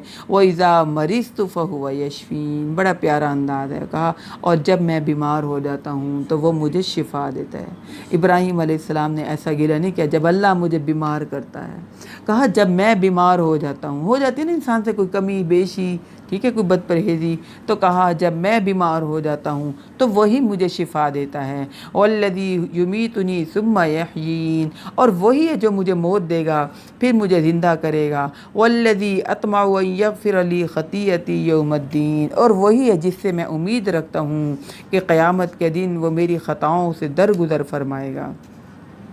तो यहाँ तक तो इब्राहीम अलैहिस्सलाम अपने वालिद और अपनी कौम के लोगों से मुखातिब थे। अब यहाँ से वो अल्लाह ताला से डायरेक्ट दुआएं मांग रहे हैं। रब्बी हबली हुक्मन अलहिक़नी बिस्सालिहीन, ये दुआएं हैं सारी इब्राहीम अलैहिस्सलाम की। ए मेरे परवरदिगार तू मुझे हिकमत अता फरमा और मुझे अपने नेक बंदों में शामिल कर दे। वजअल्ली लिसान सिद्क़िन फ़िल आख़िरीन, और मेरे बना दे मेरा सच्चा तज़किरा मेरे बाद के लोगों में। वजअल्नी मिन वरसति जन्नतिन नईम, और मुझे बना दे नेमतों वाली जन्नत का वारिस बना दे। वग़फ़िर लि अबी, और मेरे वालिद को भी बख्श दे। इन्नहु कान मिनज़्ज़ालिन, बेशक ये गुमराहों में से हो गए हैं। वला तुख़ज़नी यौम युबअसून, और मेरे रब मुझे ना रुसवा करना उस दिन के जिस दिन तमाम लोग उठाए जाएंगे। यौम ला यनफ़उ मालुन वला बनून, जिस दिन ना माल काम आएगा और ना बेटे काम आएंगे। इल्ला मन अतल्लाह बिक़ल्बिन सलीम, सिवाय इसके कि जो लाए अल्लाह के पास कल्बे सलीम। कल्बे सलीम कौन सा दिल होता है? बेऐब दिल, साफ़ सुथरा दिल, जिसमें हसद नहीं, जिसमें बुग़्ज़ नहीं, जिसमें निफाक नहीं, जिसमें शिरक नहीं, जिसमें तकब्बुर नहीं, वो दिल पाक साफ़ दिल, शीशे की तरह साफ़ सुथरा दिल। लिहाजा हमने अपने दिल को रोज़ाना साफ़ करना है, जैसे घरों को साफ़ करते हैं। जैसे घर गंदे हो जाते हैं ऐसे दिल भी गंदा हो जाता है, दिल पे भी मैल आ जाता है, दिल भी ख़राब हो जाता है, उसको साफ़ सुथरा रोज़ाना करना होता है। ऐसी बात नहीं कि हम चूँकि मुसलमान हैं और हमारा दिल साफ़ सुथरा सही है, इसको साफ़ करना है। नफ़रतें आएंगी दिल में, कदूरतें आएंगी, बुग़्ज़ कीना हसद आएगा, शैतान ज़हन में ये बातें डालेगा, लेकिन इन सब बातों को झटकना है, इन सब बातों को दूर करना है अपने आप से। इल्ला मन अतल्लाह बिक़ल्बिन सलीम, बेऐब दिल। कुरान मजीद में आता है ना, या अय्युहन नफ्सुल मुतमइन्ना, ए नफ्स मुतमइन्ना, इरजिई इला रब्बिक राज़ियतम मर्ज़िया, आ जाइए अपने रब की तरफ, लौट आइए अपने रब की तरफ। इरजिई इला रब्बिक राज़ियतम मर्ज़िया फ़दख़ुली फ़ी इबादी वदख़ुली जन्नती। आप मेरे नेक लोगों में दाखिल हो जाएं, आप जन्नत में दाखिल हो जाएं। अल्लाह हमें कल्बे सलीम अता फ़रमाए, है ना। हम लोग बड़ा समझते हैं, वो बड़ा समझदार है, समझदार के वो तो 100 कीड़े निकाल लेता है लोगों में, उसने अपनी गंदी फितरत बना दी, अपनी गंदी नेचर बना दी। ऐसा इंसान समझदार नहीं होता। अगर ऐसी फितरत है, तबीयत है, तो इस आदत को चेंज करना है, दिल को पाक साफ़ करना है। ऐसा इंसान समझदार नहीं होता। जो दूसरों के ऐब देखता रहे, अपने ऐब ना देखे। अपने आप को चेक करना है, अपने ऐब देखने हैं, अपनी बुराइयां देखनी है, अपने दिल को पाक साफ़ करना है। व उज़्लिफ़तिल जन्नतु लिल मुत्तक़ीन, और उस दिन मुत्तक़ियों के लिए जन्नत करीब लाई जाएगी। व बुर्रिज़तिल जहीमु लिल गावीन, और जहन्नम भी ज़ाहिर कर दी जाएगी सरकश लोगों के लिए। वक़ील लहुम ऐन मा कुन्तुम ताबुदून, और उनसे कहा जाएगा कि कहाँ हैं वो जिनकी तुम इबादत किया करते थे, मिन दूनिल्लाह, अल्लाह के अलावा। हल यंसुरूनकुम औ यंतसिरून, क्या वो तुम्हारी मदद कर सकते हैं या तुम्हारी तरफ से कोई बदला ले सकते हैं। फ़कुब्किबू फ़ीहा हुम वल गावून, वो औंधे मुँह डाल दिए जाएंगे उस जहन्नुम में, और सब के सब गुमराह लोग भी। यानी जिनकी इबादत करते थे, बुतों की इबादत करते थे, ठीक है, कब्रों की इबादत करते थे, जिनकी इबादत करते थे, अल्लाह कह रहा है उनको भी, और जो पूजा करने वाले, जो इबादत करने वाले थे, उन सबको जहन्नुम में डाल दिया जाएगा। लिहाजा अगर हमें अल्लाह ने तौहीद की दावत, तौहीद जैसी दौलत दी हुई है, ये बहुत बड़ी कीमती दौलत है कि हम एक अल्लाह के हैं, एक अल्लाह की इबादत करने वाले, एक अल्लाह की ही सारी अहमियत और वैल्यू और मोहब्बत हमारे दिल में है। उसके अलावा किसी की वैल्यू नहीं कि हम किसी से मदद मांग रहे हैं, किसी को बड़ा समझ रहे हैं, किसी के आगे झुक रहे हैं। ऐसा मामला अल्हम्दुलिल्लाह हमारा नहीं है। तो अल्लाह कह रहे सब के सब औंधे मुँह डाल दिए जाएंगे जहन्नुम में। और फिर वजनूद इबलीस अजमाऊन, और इबलीस के लश्कर भी सब के सब, क़ालू वहुम फ़ीहा यख़्तसिमून, और वो कहेंगे उसमें एक दूसरे से झगड़ रहे होंगे, तल्लाहि इन कुन्ना लफ़ी ज़लालिम मुबीन, अल्लाह की कसम ये यकीनन सब के सब लोग खुली गुमराही में थे। इस नुसव्वीकुम बिरब्बिल आलमीन, जब ये तमाम जहानों के परवरदिगार रब के सामने शरीक ठहराया करते थे। अल्लाह कह रहे तमाम गुमराह लोग और मबूदान बातिल और वो शयातीन जिन पर ये भरोसा करते थे, जिनको बड़ा जानते थे, उन सब को अल्लाह कह रहे जहन्नुम में डाल देंगे। और जहन्नुम में जब डालेंगे तो यहाँ पर ये झगड़ा करेंगे, आपस में लड़ रहे होंगे। वमा अज़ल्लना इल्लल मुजरिमून, और नहीं गुमराह किया हमें लेकिन इन मुजरिमों ने, आपस में कहेंगे ये इसने गुमराह किया, इसने गुमराह किया। फमा लना मिन शाफ़िईन, अब तो यहाँ पर कोई भी सिफारिश करने वाला नहीं। वला सदीक़िन हमीन, और ना ही कोई मुखलिस दोस्त, ये भी कोई नहीं है। कल जो हमने सूरत फुरकान पढ़ी थी उसमें हमने क़यामत वाले दिन जो 2 हसरतें करेंगे इंसान, उनका तज़किरा पढ़ा था।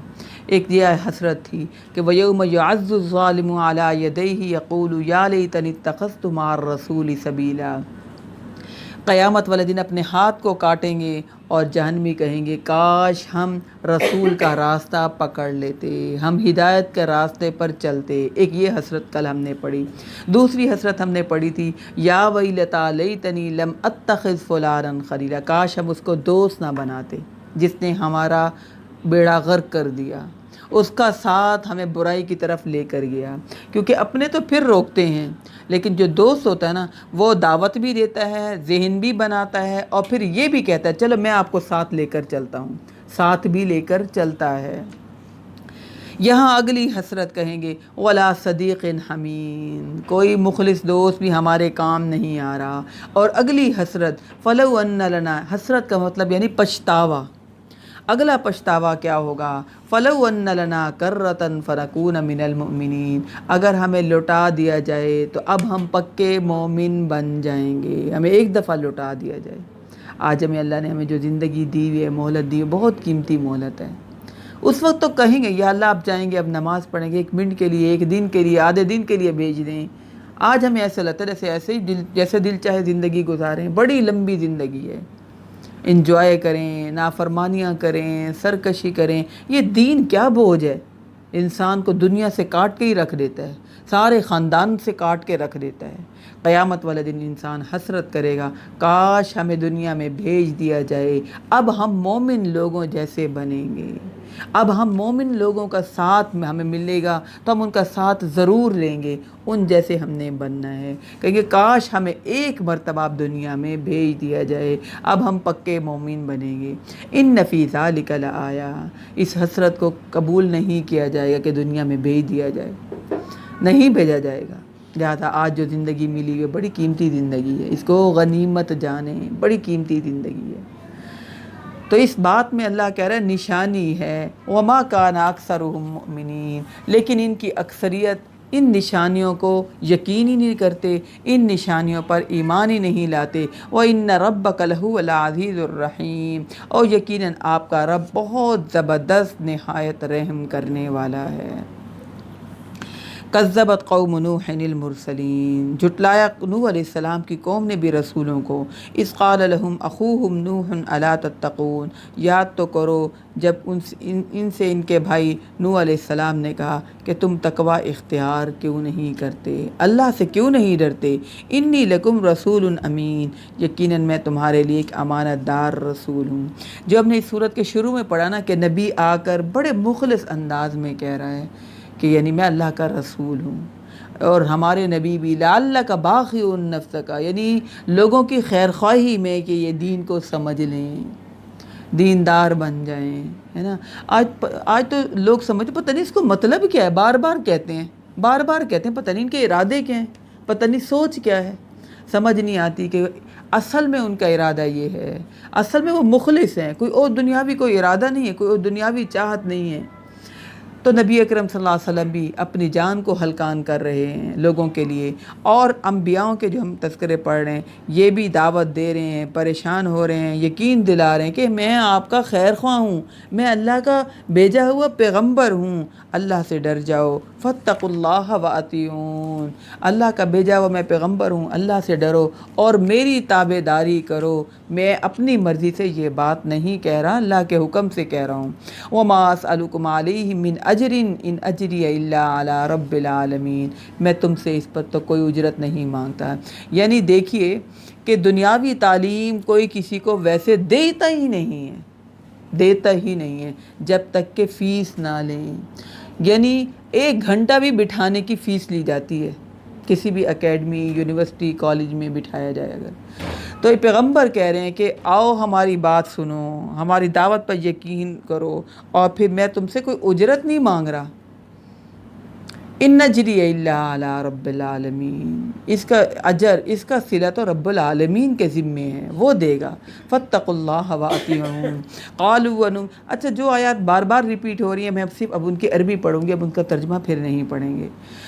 قالوا ونؤمن لک واتبعک الارذلون، انہوں نے کہا کیا ہم تمہاری بات مانیں، تمہارے تو لوگ پیروی کرنے والے یہ گھٹیا قسم کے لوگ ہیں، معمولی قسم کے لوگ، پسماندہ قسم کے لوگ، حقیر لوگ، ذلیل لوگ، ان پڑھ لوگ، جاہل لوگ، ان کے پاس پیسہ ہی نہیں، ان کو شعور ہی نہیں ہے، وہ لوگ تیری بات مان رہے ہیں۔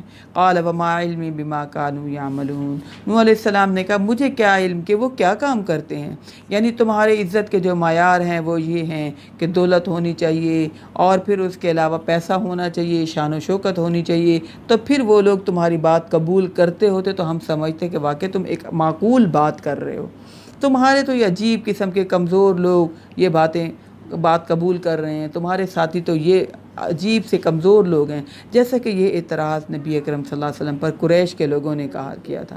انہوں نے کہا کہ آپ کے بھی مزدور اور غلام اور صحابہ کرام جو غریب ہیں وہ آپ کی دعوت کو قبول کر رہے ہیں، اگر ہم آپ کی دعوت کو سنیں گے بھی تو تب سنیں گے جب آپ کی محفل میں یہ لوگ نہ بیٹھے ہوئے ہوں۔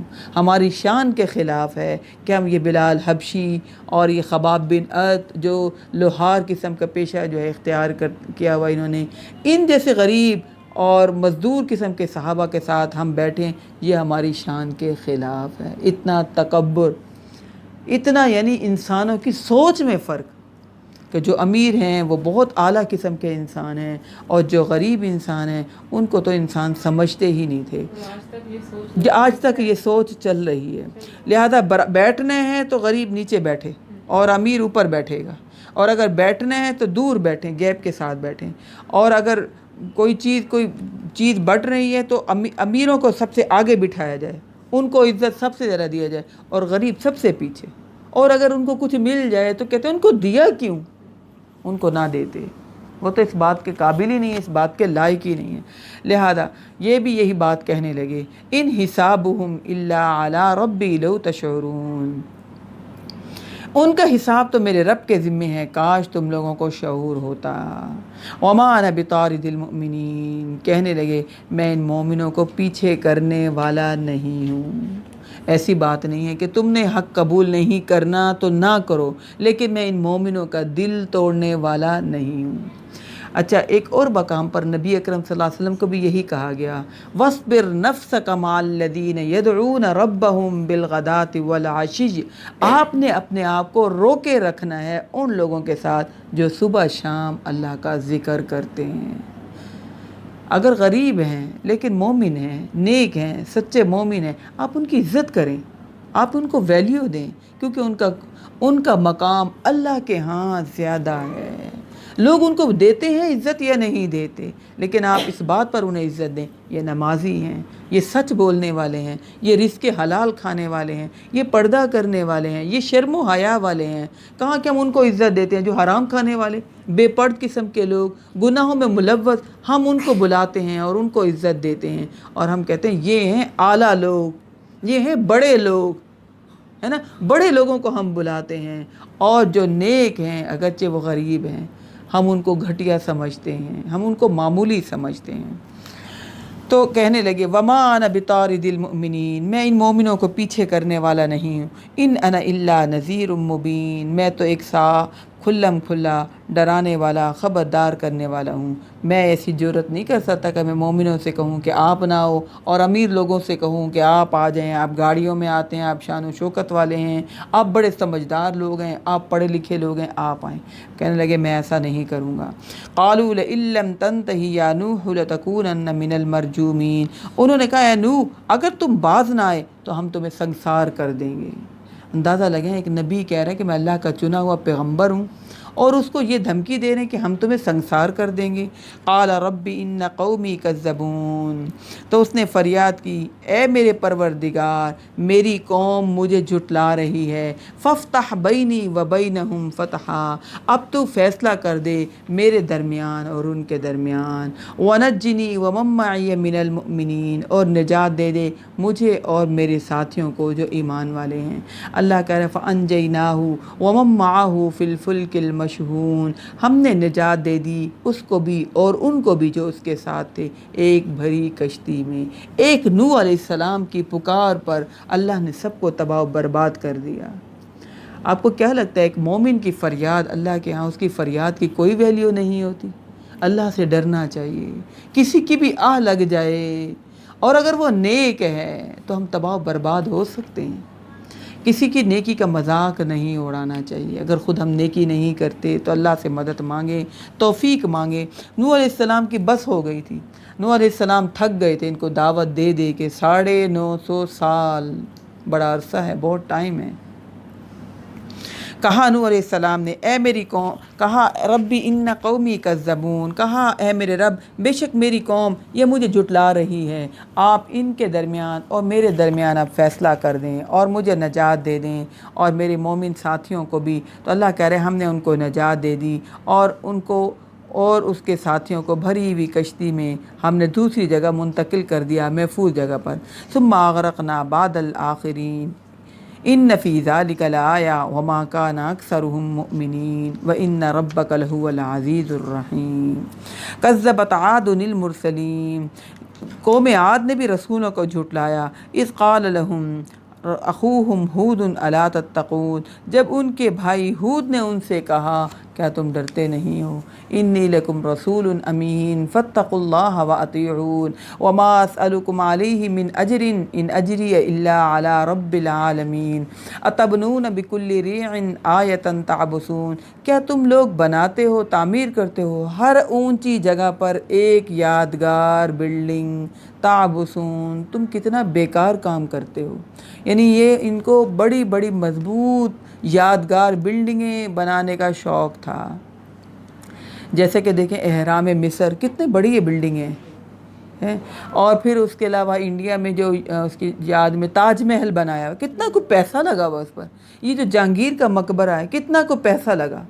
انسانیت کے لیے اگر کام کر دیں تو کتنا کو فائدہ ہو. انہوں نے اپنی شان و شوکت کے لیے، اپنی یاد رکھنے کے لیے، اپنی یادوں کو محفوظ رکھنے کے لیے بہت سارا ان حکمرانوں نے پیسہ لگایا. اور یہ قوم بہت زیادہ بلڈنگیں، بڑی مضبوط، بڑی اونچی اونچی بلڈنگیں بنایا کرتے تھے. اچھا میں آپ کو بتاؤں کہ ابھی بھی لوگوں کو شوق ہے 21 کنال کا گھر ہمارا ہو. اب کوئی تھی وہ بتا رہی تھی کہ وہ 21 کنال کے گھر میں رہتی تھی، اب ان کو رہنا پڑا 10 مرلے کے گھر میں. گھر بن رہا ہے ان کا، شفٹ ہوئے صرف لاہور میں. وہ کہتی ہے میرے 10 مرلے کے گھر میں میرا دم گھٹتا ہے، مجھے سانس ہی نہیں آتا. تو انسان کو کتنی جگہ چاہیے کھانے کے لیے، مہمانوں کے لیے، بیٹھنے کے لیے، سونے کے لیے، کتنی کو جگہ چاہیے. میں کہتی ہوں 21 کنال کا گھر وہ کیا کرتی ہوں گے اس میں. سونے کے لیے تو ایک بیڈ چاہیے نا، کھانے پینے کے لیے انسان کو تھوڑی سی جگہ چاہیے. مہمانوں کے لیے کتنوں کو 21 کنال کے گھر میں کتنوں کو مہمان آئیں گے. ہاں میں کہتی ہوں جتنا بڑا گھر ہے اس کو سجاتے رہو، اس کو سنوارتے رہو، اس کو سنبھالتے رہو، اس کی کیئر کرتے رہو، اس کو صاف ستھرا کرتے رہو، اپنی جان کو کھپاتے رہو، ہے نا. کچھ بھی نہ کر سکیں، اتنا گھر ہو جتنا اس کو سنبھال سکے. یقین مانے میرے 10 مرلے کا گھر ہے، میں کہتی ہوں اس میں ٹائم لگتا ہے، کھپنا پڑتا ہے، اس کو صاف ستھرا کرنے میں کھپنا پڑتا ہے. اور یہ گھر اتنا مناسب ہے. بچے میرے کہتے ہیں نا بڑا، میں کہتی ہوں یہ ضرورت اتنی ہماری پوری ہو رہی ہے، الحمدللہ، اللہ کا شکر ہے. باقی جو ہمارا مقصد ہے اس مقصد پہ ہم توجہ دیں. بناتے رہیں گھر بڑے، اس کو صاف ستھرا کرتے رہیں، ان کو سجاتے سنوارتے رہیں. اس میں محنت لگتی ہے، اس میں جان لگتی ہے، اس میں توجہ لگتی ہے انسان کی. تو ان کو شوق تھا بڑے گھروں کو بنانے کا، اور مضبوط اور پلر بنانے کا بہت شوق تھا. اپنی طرف سے بڑے مضبوط گھر بنایا کرتے تھے.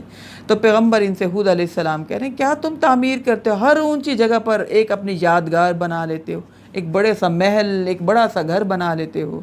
وَتَتَّخِذُونَ مَصَانِعَ لَعَلَّكُمْ تَخْلُدُونَ، اور تم بناتے ہو ایک ایسا شاندار محل جیسا کہ تم نے اس میں ہمیشہ رہنا ہے. آپ کو میں نے بتایا تھا نا کہ نبی اکرم صلی اللہ علیہ وسلم نے جب صحابہ کرام کو بتایا، نہیں، جب ان انبیاء نے اپنی امتوں کو بتایا کہ تمہارے بعد ایسی امت بھی آئے گی، ایسی قوم بھی آئے گی کہ تمہاری تو عمریں بڑی ہیں، زیادہ عمریں، ان کی عمریں چھوٹی ہوں گی، کم ہوں گی ان کی عمریں، 100 سال، 70 سال، 80 سال. اب جن کی عمر ہزار سال ہو، وہ کہنے لگے اچھا پھر تو وہ گھر ہی نہیں بنائیں گے، اتنے تھوڑے سے ٹائم میں کیا گھر بنانا. تو پھر کہا یہ کہ وہ سب سے زیادہ گھر بنائیں گے، سب سے زیادہ اپنا پیسہ گھروں پر لگائیں گے، بہت گھروں کو سجائیں گے، بڑا اپنے گھروں میں دل لگائیں گے. لہذا ایسا نہیں گھر بنانا چاہیے کہ وہ ہمارے لیے آزمائش بن جائے. ہدایت کے مقابلے میں ضرورت ضرور ہے گھر کی، لیکن اتنا نہیں کھپنا چاہیے، اتنا دل نہیں لگانا چاہیے، آخر چھوڑ جانا ہے، یہ کھنڈر بن جائیں گے. تو کہنے لگے پیغمبر تم اتنے ایسے شاندار محل اور اتنے مضبوط گھر بناتے ہو، ایسا لگتا ہے جیسے تم نے ہمیشہ یہاں پر رہنا ہے. وَإِذَا بَطَشْتُمْ جَبَّارِينَ، اور جب تم کسی کی گرفت کرتے ہو تو ظالموں کی طرح گرفت کرتے ہو، یعنی حملہ آور ہوتے ہو تو ایسے ظالم ہوتے ہو کہ ایسا لگتا ہے کہ جیسے تم بہت بڑے جابر انسان ہو. فَاتَّقُوا اللَّهَ وَأَطِيعُونِ وَاتَّقُوا الَّذِي أَمَدَّكُم بِمَا تَعْلَمُونَ، اس کا تقوی اختیار کرو جس نے تمہیں مدد پہنچائی ان چیزوں کے ذریعے جن کو تم جانتے ہو. یعنی اللہ نے ہمیں اسباب دیے، لوہے اور سریا، پیٹرول، گیس، یہ سب اللہ نے ہمیں اسباب دیے کہ نہیں دیے. کہنے اللہ سے ڈرو. اس پیغمبر نے دعوت دی جس نے تمہاری ان اسباب کے ذریعے مدد کی جن کو تم جانتے ہو. امدکم بانعام و بنین، اس نے تمہیں مدد پہنچائی جانوروں سے بھی اور بیٹوں کے ذریعے بھی. وجنات وعیون، اور باغات اور چشموں کے ذریعے. انی اخاف علیکم عذاب یوم عظیم، بے شک میں ڈرتا ہوں تم سے ایک بڑے دن کے عذاب کے آنے سے. قالوا سواء علینا ابعثت ام لم تکن من الوارثین، واعظین، تو انہوں نے جواب دیا اے ہود ہمارے لیے برابر ہے تم ہمیں واعظ کرو یا نہ کرو، ہم اپنے آباء و اجداد کے طور طریقوں کو چھوڑنے والے نہیں ہیں، ہمارے جو خیالات ہیں، جو ہمارے عقائد ہیں، جو ہمارے رسم و رواج ہیں ہمارے آباء و اجداد کے، ہم ان کو چھوڑنے والے نہیں۔ آج بھی ایسے ہی لوگ ہیں، ویسے ماڈرن بن چکے ہیں، ہے نا، ویسے کلچر سب دنیا گزارنے کا سٹائل چینج ہو گیا، لیکن دین کے معاملے میں وہیں کھڑے ہوئے ہیں۔ ان ھذا الا خلق الاولین، یہ کچھ نہیں مگر پہلے لوگوں کی باتیں ہیں۔ وما نحن بمعذبین، اور ہم پر کوئی عذاب نہیں آئے گا۔ فکذبوہ فاہلکناہم، تو اللہ تعالیٰ کہہ رہے ہیں پھر ہم نے فکذبوہ فاہلکناہم، پھر انہوں نے اس کو جھٹلا دیا تو ہم نے ان کو ہلاک کر دیا۔ ان فی ذلک لآیہ وما کان اکثرہم مؤمنین، یقیناً اس میں بڑی نشانی ہے اور اکثر لوگ اس پر ایمان لانے والے نہیں ہیں۔ وَإِنَّ رَبَّكَ لَهُوَ الْعَزِيزُ الرَّحِيمُ، اور آپ کا رب جو ہے بڑا ہی غالب اور رحم کرنے والا ہے۔ آج ہم یہیں تک پڑھیں گے کیونکہ اس کے بعد میں آپ کو محرم کا مہینہ شروع ہو رہا ہے، اس کے بارے میں بتانا ہے، اس کے بارے میں ڈسکس کرنا ہے۔ تو آج ہم نے سورۃ شعراء کی 140 آیت تک پڑھا، آج ہم نے شروع کی تھی نا، تو سورۃ الشعراء آج ہم نے 140 آیت تک پڑھا۔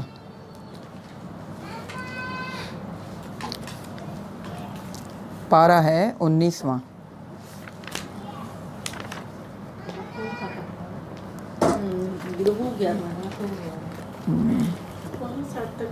ہاں ہاں بس تھوڑا سا ڈسکس کرنا ہے، پہلے میں ڈیٹیلز ہیں، ہاں جی بتا دیں۔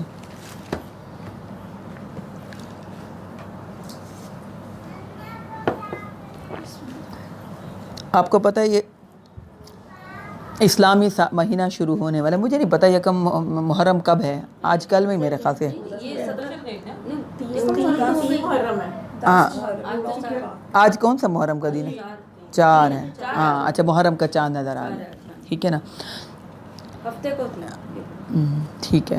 محرم کے بارے میں کچھ لوگوں نے غلط باتیں جو ہیں منسوب جو کی ہوئی ہیں وہ ہم پڑھیں گے، اور اس کے علاوہ محرم کے مہینے کی جو فضیلت ہے، اللہ تعالیٰ کے ہاں 4 مہینوں کی بہت زیادہ فضیلت ہے۔ ان عدۃ الشہور عند اللہ 12 شہرا فی کتاب اللہ، یعنی شروع سے 12 مہینے ہیں، ان میں سے حرمت والے مہینے 4 ہیں۔ پہلا مہینہ کون سا ہے؟ یہ محرم، ذوالقعدہ، ذی الحج، محرم، اور اس کے علاوہ رجب کا مہینہ۔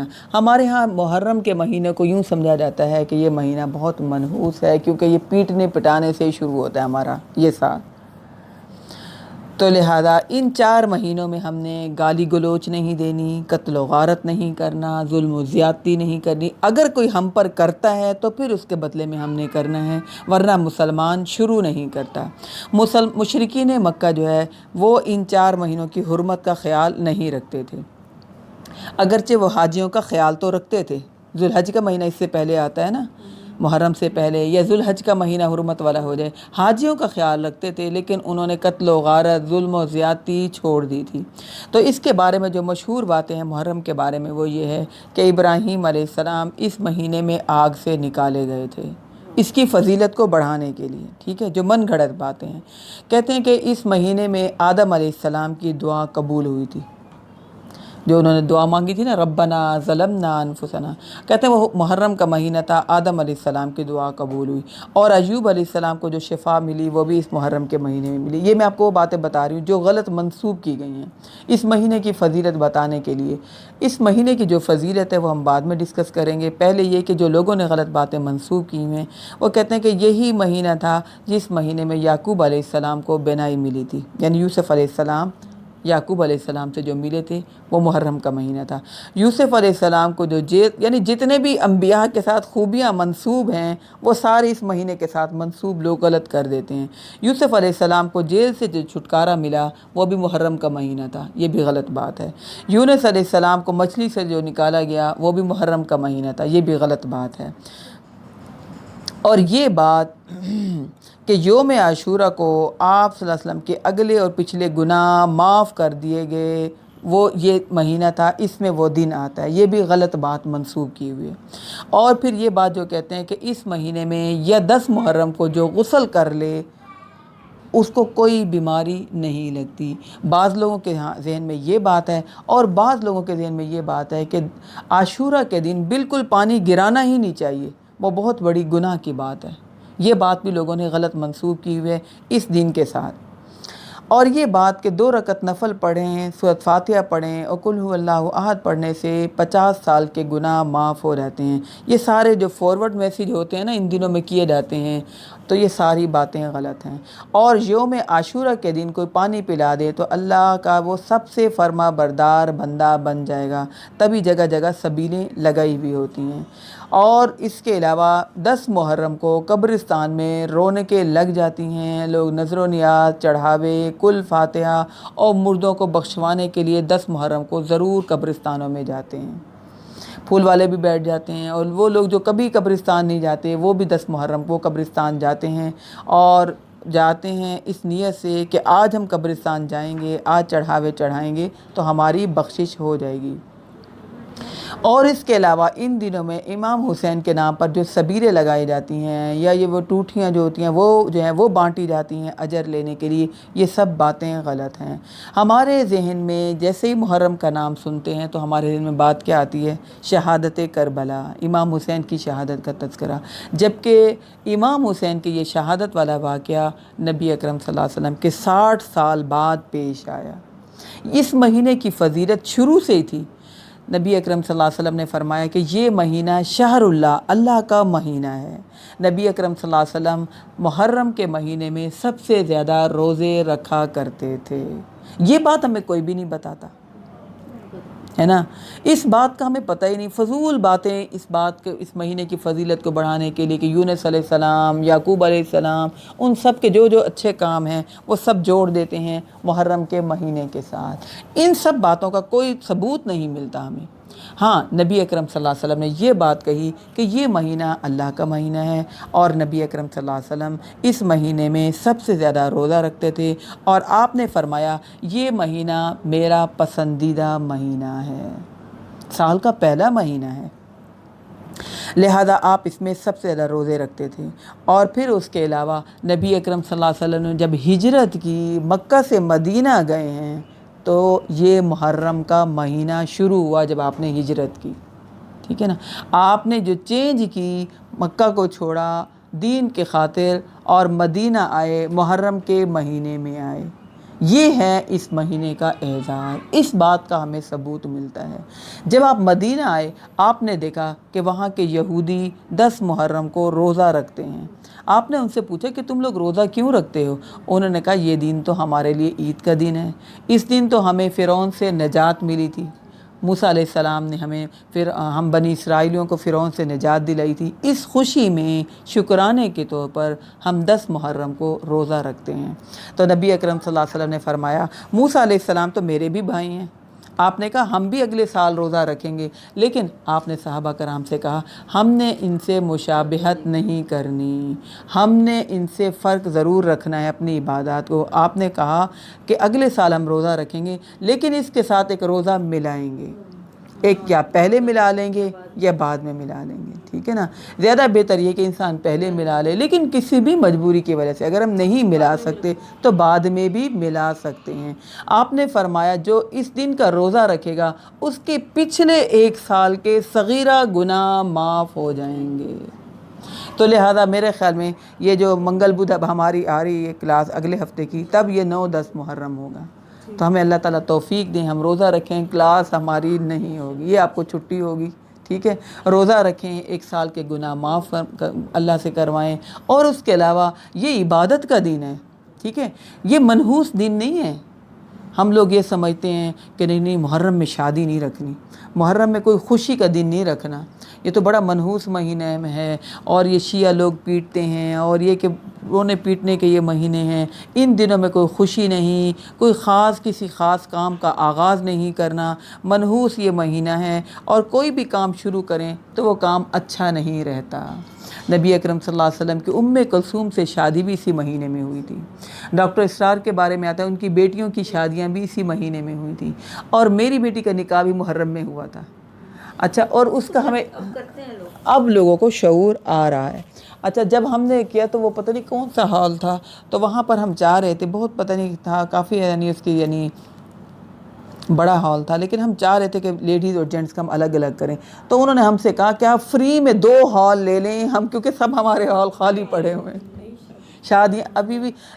اچھا لوگوں کے کنسیپٹ تھوڑا سا چینج ہو رہا ہے، لیکن لوگ ڈرتے ضرور ہیں، ڈر ہے کہ یہ منحوس تو ہے، اس کی کوئی نحوست پڑ نہ جائے۔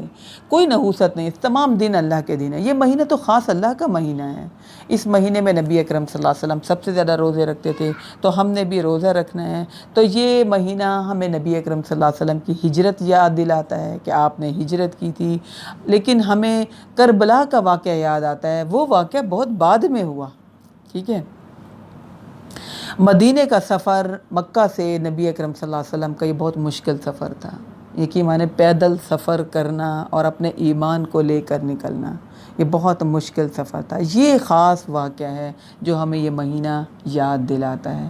تو اس مہینے میں ہم نے ہجرت کو یاد کرنا ہے کہ نبی اکرم صلی اللہ علیہ وسلم اپنی دین ایمان کو لے کر اللہ کا وہ گھر بھی چھوڑ دیا، حرم بھی چھوڑ کر آ گئے، اور آپ نے مڑ کر کہا کہ میرا دل تو نہیں چاہتا کہ میں یہ جگہ چھوڑوں، لیکن یہاں کے رہنے والے لوگ مجھے یہاں رہنے نہیں دیتے، تنگ کرتے ہیں۔ اپنے ایمان کی حفاظت کرنی ہے، نبی اکرم صلی اللہ علیہ وسلم نے ہمیں یہی سکھایا۔ ہجرت بھی کرنی پڑی، کچھ فنکشن چھوڑنے پڑے، کچھ لوگوں کی صحبت چھوڑنی پڑے، کچھ ماحول چھوڑنا پڑے، چھوڑیں، اپنے گناہوں کو چھوڑ کر ہجرت کریں نیکیوں کی طرف۔ یہ دن ہمیں یہ یاد دلانے کے لیے دن ہے، یہ مہینہ ہمیں یہ یاد دلانے کے لیے۔ اور اس کے علاوہ نبی اکرم صلی اللہ علیہ وسلم نے ہمیں ترغیب بھی دی کہ 10 محرم کا روزہ رکھیں، ٹھیک ہے۔ تو یہ ہیں یہ باتیں، اور ہم نے پھر یہودیوں سے مخالفت کرنی ہے۔ دیکھیں ہم کہتے ہیں کیا فرق پڑتا ہے ان جیسے ہم کر لیں کام، نبی اکرم صلی اللہ علیہ وسلم نے یہ روزہ رکھنے پہ بھی آپ نے کہا کہ نہیں، ہم نے ان سے مخالفت کرنی ہے۔ آپ نے کہا یا ایک آگے رکھ لو یا ایک بعد میں رکھ لو، ملانا ضرور ہے۔ کہتے ہیں نا ہماری نیت تو ٹھیک ہے، نیت تو ٹھیک تھی، لیکن نبی اکرم صلی اللہ علیہ وسلم نے کہا کہ بظاہر بھی ہو، کہیں ہمیں شیطان گمراہ نہ کر دے، کوئی فرق نہیں پڑتا، ان میں اور ہم میں فرق ہی کیا ہے۔ تو لہٰذا اللہ تعالیٰ ہمیں توفیق دیں کہ ہم یہ 9-10 محرم کا روزہ رکھیں۔ گرمی ہے تو کیا ہوا، اب تو اے سیوں کی سہولت ہے نا، ویسے سب کام ہمارے ہو رہے ہیں تو ہم روزے رکھ سکتے ہیں ان 2 دنوں کے۔ اللہ تعالیٰ مجھے اور ہم سب کو، آپ کو سب کو روزہ رکھنے کی بھی توفیق دے اور نیکیوں پر عمل کرنے کی توفیق دے۔ اور اس کے علاوہ آپ کے ذہن میں کوئی سوال ہے محرم کے بارے میں تو کر سکتے ہیں آپ، یعنی چیزیں بانٹنا یہ خود لوگوں نے بنائی ہوئی یہ باتیں، ٹھیک ہے۔ روزہ رکھیں اور روزہ افطار کروا سکتے ہیں تو کروائیں، خاص اس دن چیزیں وہ ہے نا کہ اس دن اگر ہم کھانا بانٹیں تو رزق میں برکت ہوتی ہے، یہ بھی لوگوں نے خود بات بنائی ہوئی ہے۔ نبی اکرم صلی اللہ علیہ وسلم کے دور میں تو فاقوں کی نوبت اتنی ہوتی تھی، کہاں بانٹتے، کس کو کھلاتے، روزے رکھے ہوتے تھے اور کھجور سے روزے کھول کے بیٹھ جاتے تھے۔ تو کوئی سوال اگر آپ کے ذہن میں ہے تو 5-10 منٹ ہیں کر لیں۔